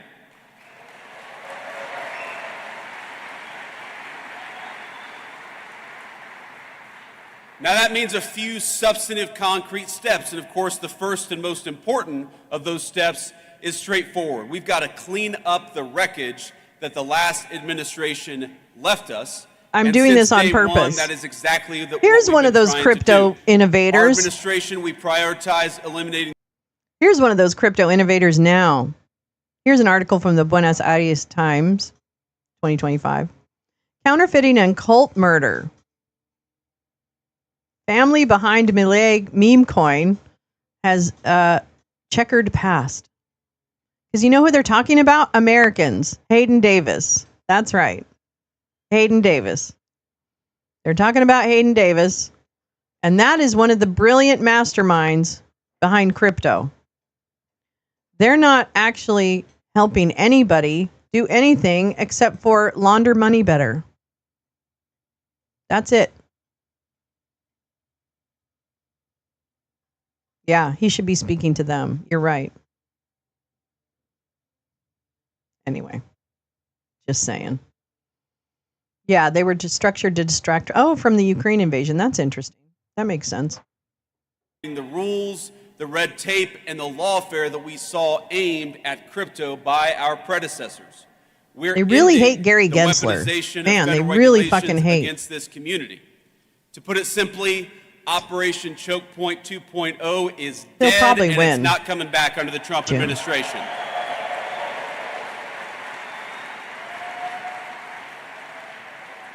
Bunch of criminals. And by the way, it's crazy that was ever even controversial. Yeah, exactly. The idea of using the if these official acts are found to have weakened the dollar, they should be tried for treason. Yeah.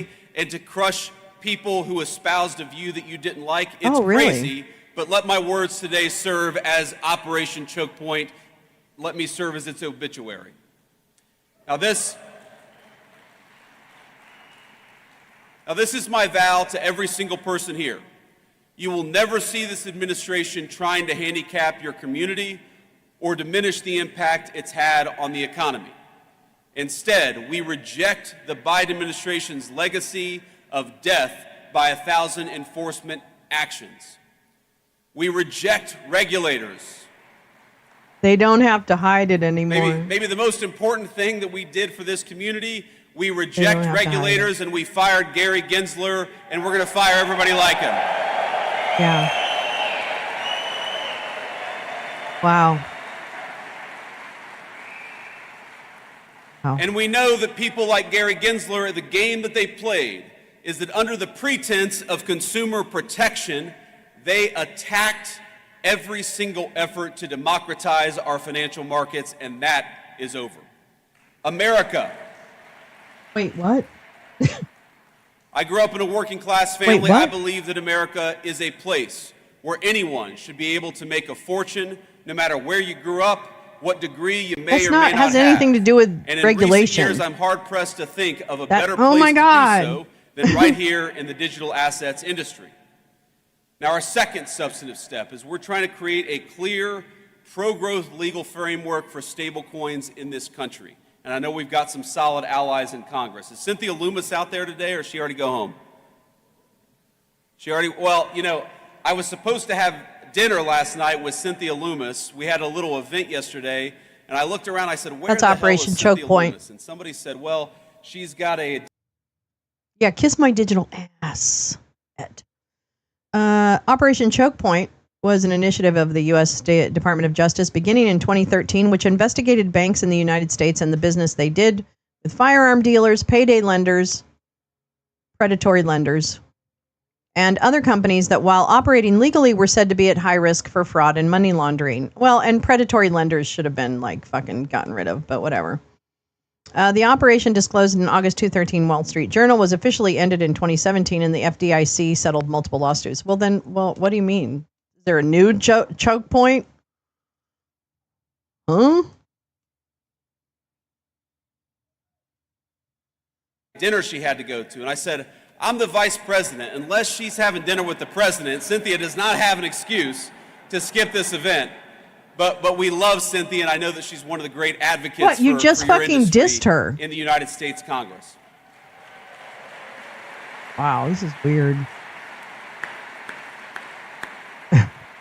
Orrin, I fucking now, I know, hate the payday led by lending Cynthia thing. and other great legislators, Congress is hard at work getting the Genius Act passed and across the president's desk as quickly as possible.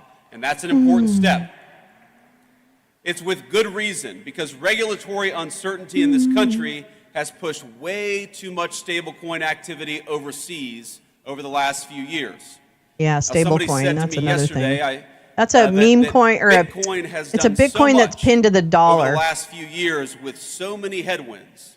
Wouldn't it be nice to have a government that provided some tailwinds to one of the fastest growing industries in our country? And that's what we aim to do. I just want to be your everything. And once the Genius Act is enacted, it's poised to vastly expand the use of stablecoins as a digital payment system for millions of our fellow Americans. It'll also protect I loved Andy Gibb. Oh my God, I had a fucking into the market. poster of Andy Gibb in my room. In this administration, we do not think that stablecoins threaten the integrity of the United States dollar. Quite the opposite. In fact, we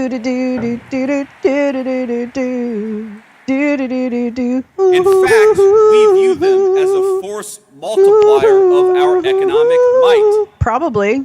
Dollar-pegged stablecoins, particularly once Genius is enacted, is only going to help the American economy, and it's only going to help the American dollar.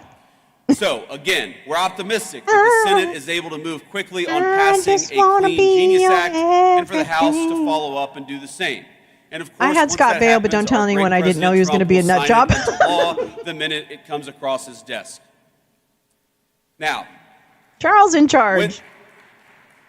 That was a great show. I'm sorry. will He then is an fully asshole. shift. You got to him our confused third with Donnie priority, Marie? How is which that possible? To enact a transparent He didn't even have a and sister. tailored regulatory framework for digital assets.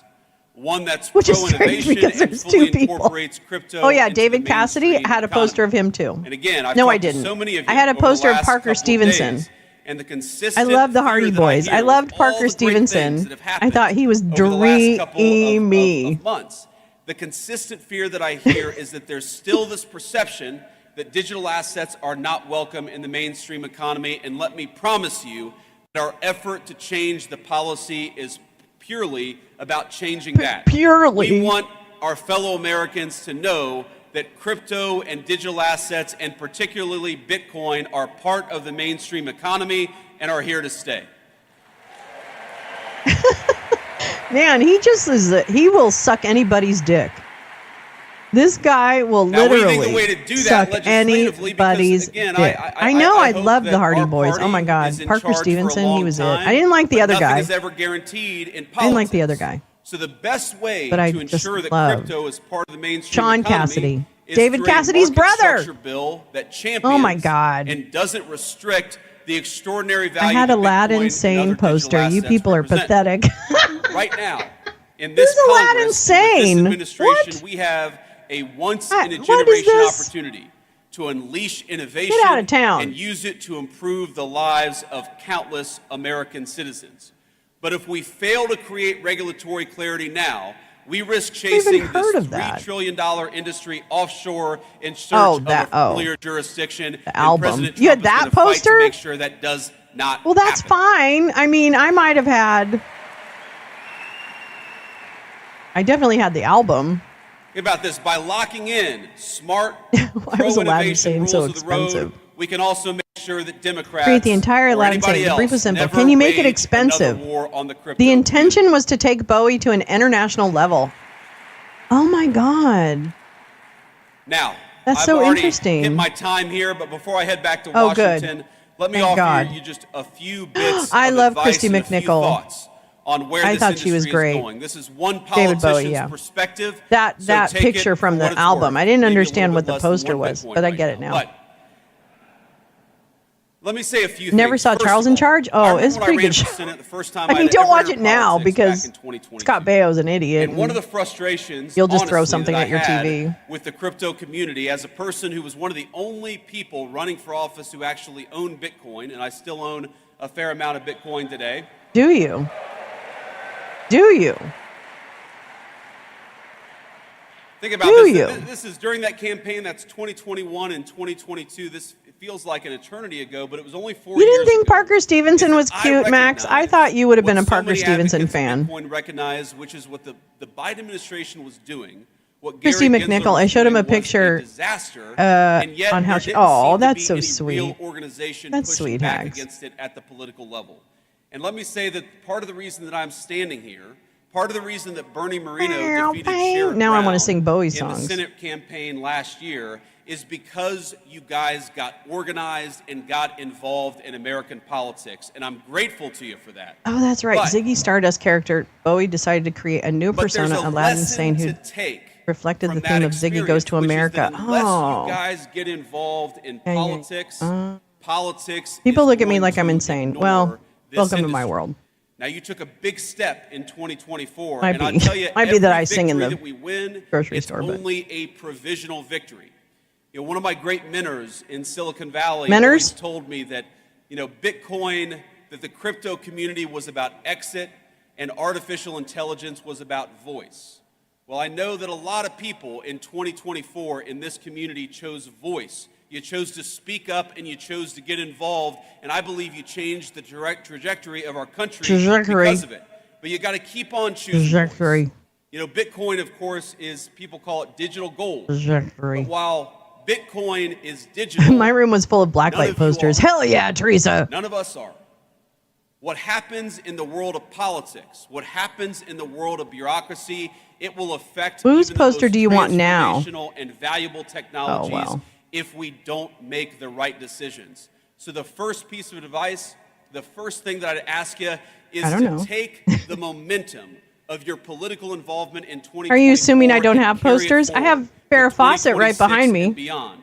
Don't ignore politics. It is all over the because I place. No, guarantee it's you, my not just friends, you. Politics is not Ooh, gonna Serena ignore this Williams. community. Oh. Not now and not in the future. Nice. MTV needs to bring back Celebrity Deathmatch. That's right, Josh. Josh is going to fight for that. I love that about you. The second thing that I want to toss out there I have a Farrah Fawcett poster behind me. We have to start thinking of the long-term Dig that. strategic implications of Bitcoin. I don't Bitcoin really have is any owned by other about pictures of 50 million people. Americans. A lot of Americans have made a lot of money, have created a lot of wealth for Aren't you themselves, done yet? and that's a great thing.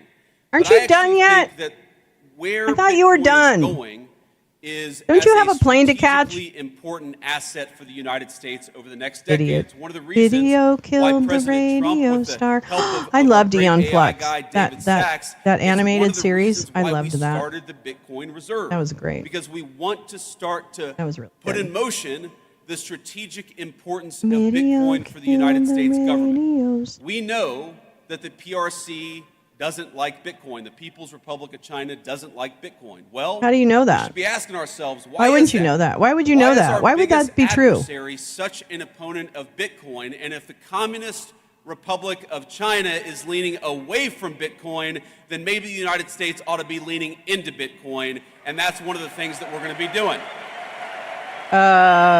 What? Does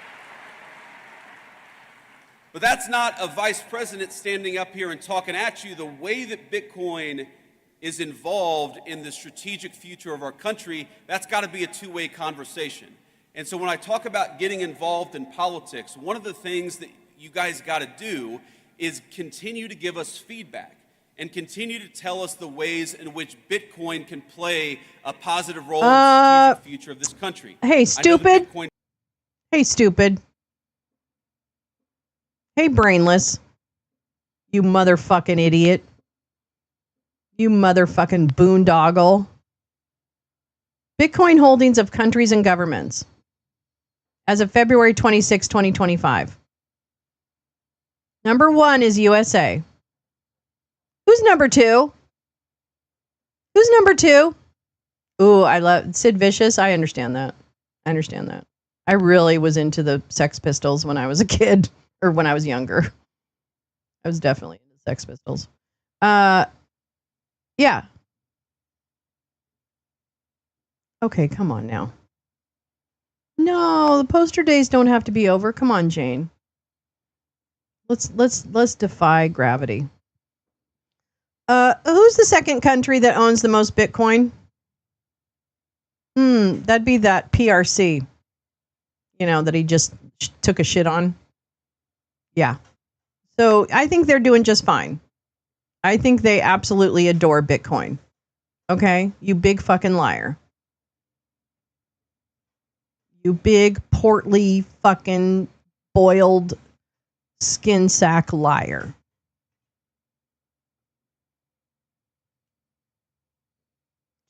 Jesus. Policy Institute is disinformation. working on this very topic now, but all disinformation is the problem, and we're just ignoring it. Because I don't think any of us want to wake up in a country. We're just letting it happen. They lie, they lie, they lie, they lie, and we just say, "Okay, oh, okay." Today. We're going to make the right decisions, but that depends on you guys being part of the conversation. So be part of that conversation. And you're at their fucking conference. You think they're not part of that conversation, you stupid And here's the third thought that idiot. I want to leave you with. You know, one of the ways God, why don't you is leave? that crypto is fundamentally a conservative or right-leaning technology, and artificial intelligence. No, it's the people who try to take advantage of people. Now, I think that overstates things a little bit in both directions, but there's a fundamental element of truth. I haven't been involved in the day-to-day. I woke up in the parking lot of Circus with a bowling pin stuck up my ass.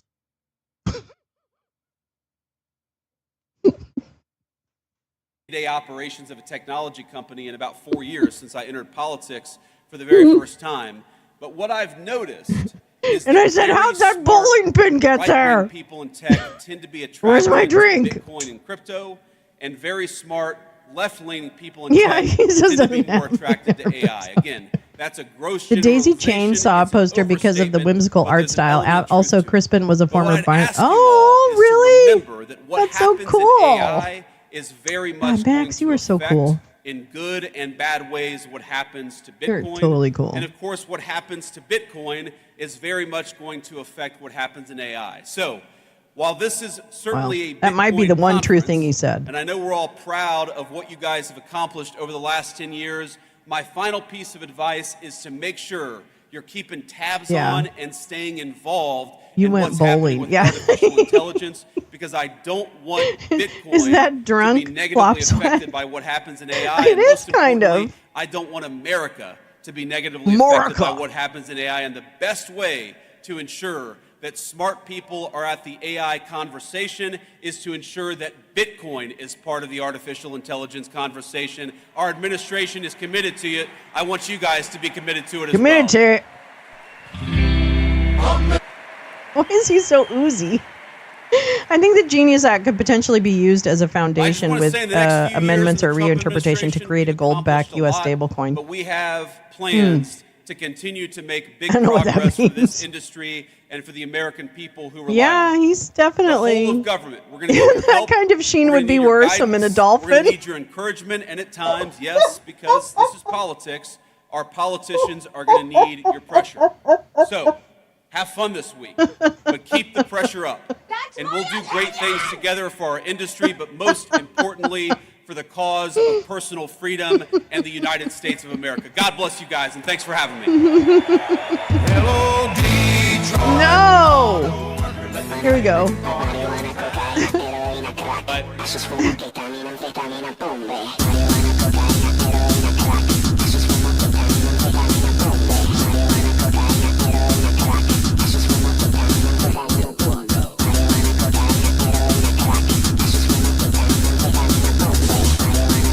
That's his new theme music. I just decided. Oh, do you win the match when you end up with a pin in your rear? You do. Well, you're the vice president. I'll tell you, they're really mixing some strong drinks over at that circus. I want you committed to us. We're your only friends out here. Let's see, what else do I have? Now I am really pissed! That's right. That's right. Now I am really pissed.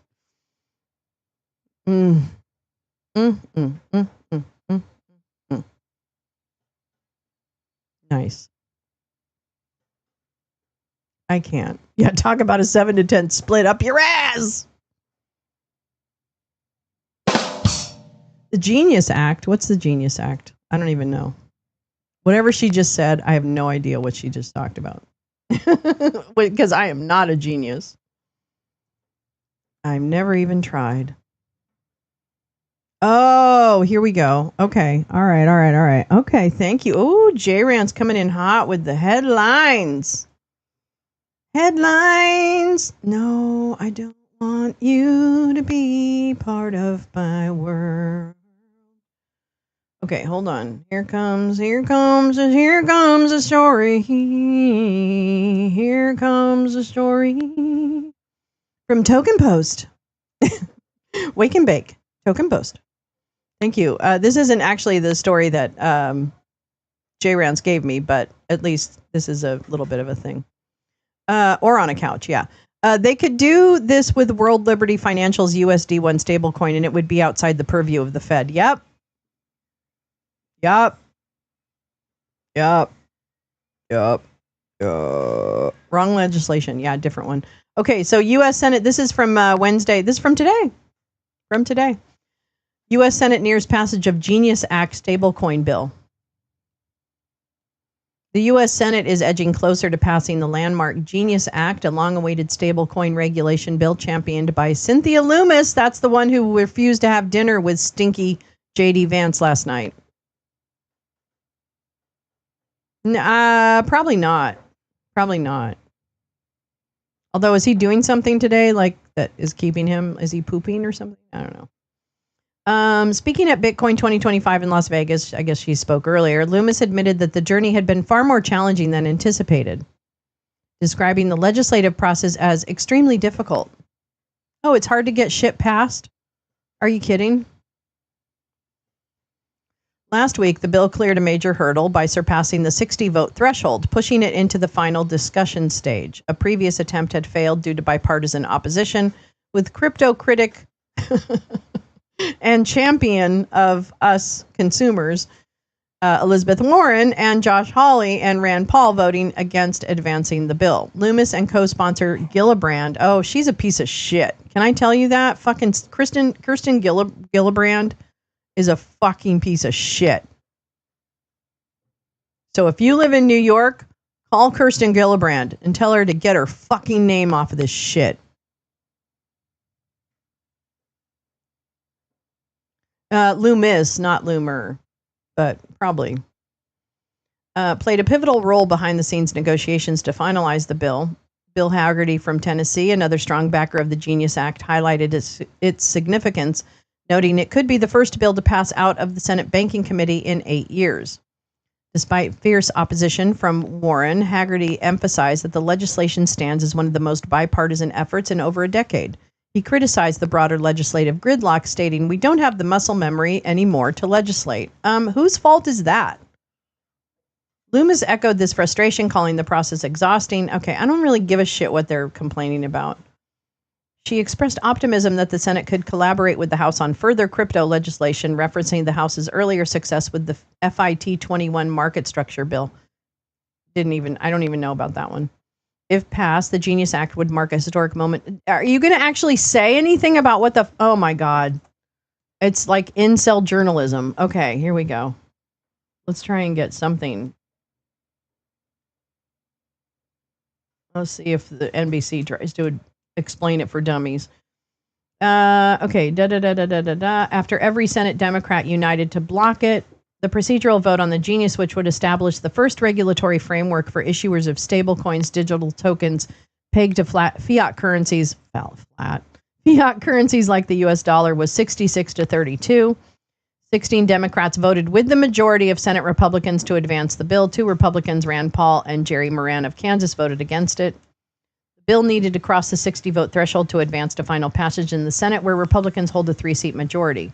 Democratic support to proceed with the legislation was unlocked after a group of bipartisan negotiators, Hagerty, Lummis, Mark Warner, Gillibrand, Angela Also Brooks, which I like her, and Ruben Gallego, and I like him, reached an agreement last week on an amendment to the bill that addressed the key sticking points for Democrats. Oh, okay. The amendment, which Democratic negotiators circulated over the weekend and has been obtained by NBC News, includes new changes to consumer protection safeguards and limits on tech companies issuing stablecoins, and it would extend ethics standards to special government employees, which would temporarily apply to Elon Musk and tech entrepreneur David Sachs. And it would extend ethics standards. Okay. In exchange for the negotiated changes, Democrats involved in discussions say they have committed support advancing the Genius Act, according to multiple sources. Senate Republicans have been non-committal about backing the amendment, but the updated changes are likely to get more Democrats on board beyond the core group involved in negotiations. The bill hit a roadblock 2 weeks ago when Democrats, along with 2 Republicans, Rand Paul and Josh Hawley, blocked the bill from advancing, demanding stronger national security and anti-money laundering provisions. Really? Wow. And they must be out of the party. Like Rand Paul and Tom Hawley, Josh Cotton, they must be out of the party. They must be like, you're not invited. Just, be annoying, but don't annoy us. Let's see. Senate Majority Leader John Thune criticized his colleagues across the aisle for delaying the vote, pointing out that no changes have been made to the underlying bill that Democrats blocked 2 weeks ago. It's really hard to understand why we needed to wait an additional 11 days for Democrats to finally agree to move, adding that he expects the Senate won't vote on final passage before it leaves for Memorial Day recess, which of course it didn't. The Trump family's crypto dealings with World Liberty Financial and President Dump's dinner for the top holders of his meme coin have aggravated concerns among Democrats. Is that what it is? Is that what we're calling it now? Aggravating concerns? Meme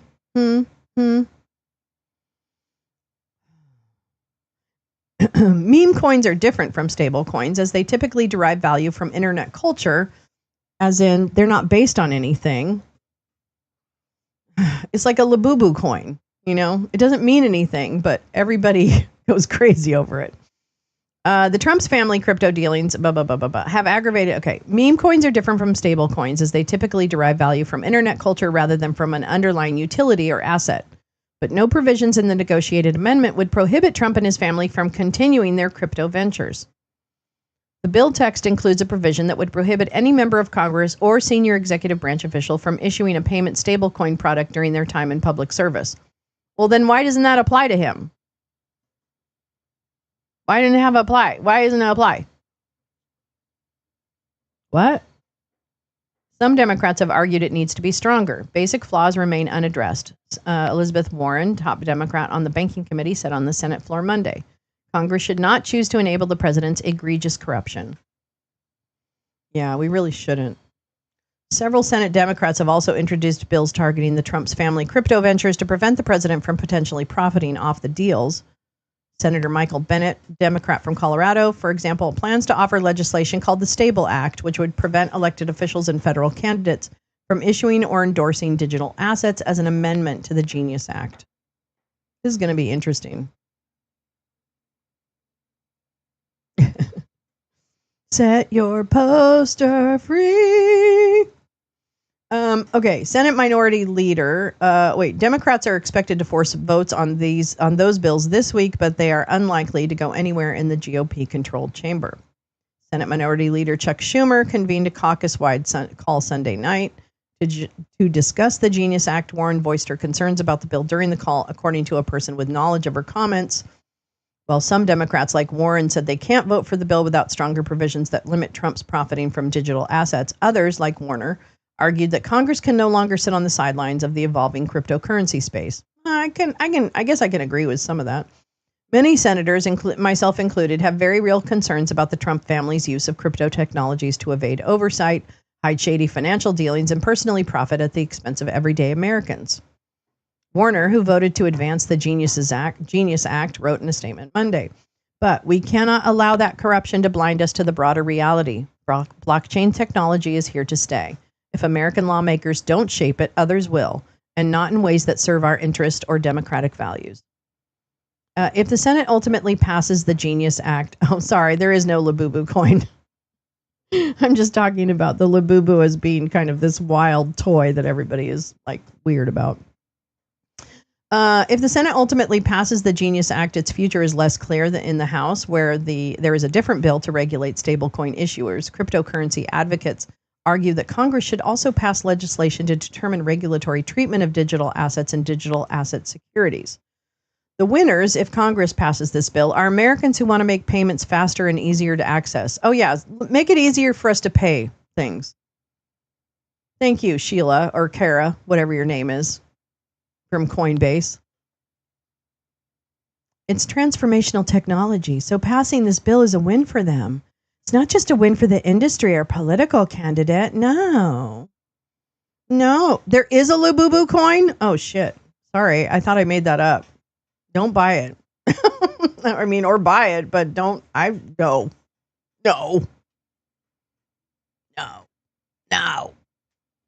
Oh my Lord in heaven. It's by Solana. Of course it is. Put through the Genius Act and get around the hurdles with executive orders and then ignore the courts. Yeah. But I mean, I understand the point of wanting something rather than nothing, but I also have very little confidence that the gutting of the SEC will help, and Mrs. Beasley being in charge of the Treasury doesn't really give me a lot of confidence either.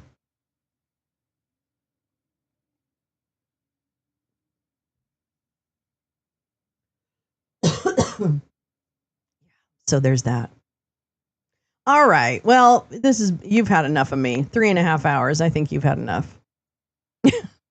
I put you through enough. Sorry, I had to cough. Thank you for coming today. And I will be back tomorrow morning. Whoop, whoop, whoop, whoop, whoopie, whoop, whoop, whoop, whoop, whoop, whoop, whoop, whoop, whoop, whoop, with more fun and frolic. Beasley, enough of me. Yeah, it's time to move on. But have a great Wednesday. Oh my God, you're almost done. If you have to work during the week, you're almost there.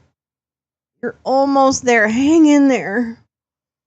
Oh, I love you. I love you all. Yeah, thank you so much for spending some of your time with me today. I so appreciate it. I hope I see you again here tomorrow, and we'll have more fun. And take care of yourselves. Don't get too depressed by all the news, because we still have life to live. So we have to make sure we do that too. All right. I love you guys. I'll talk to you later. Okay.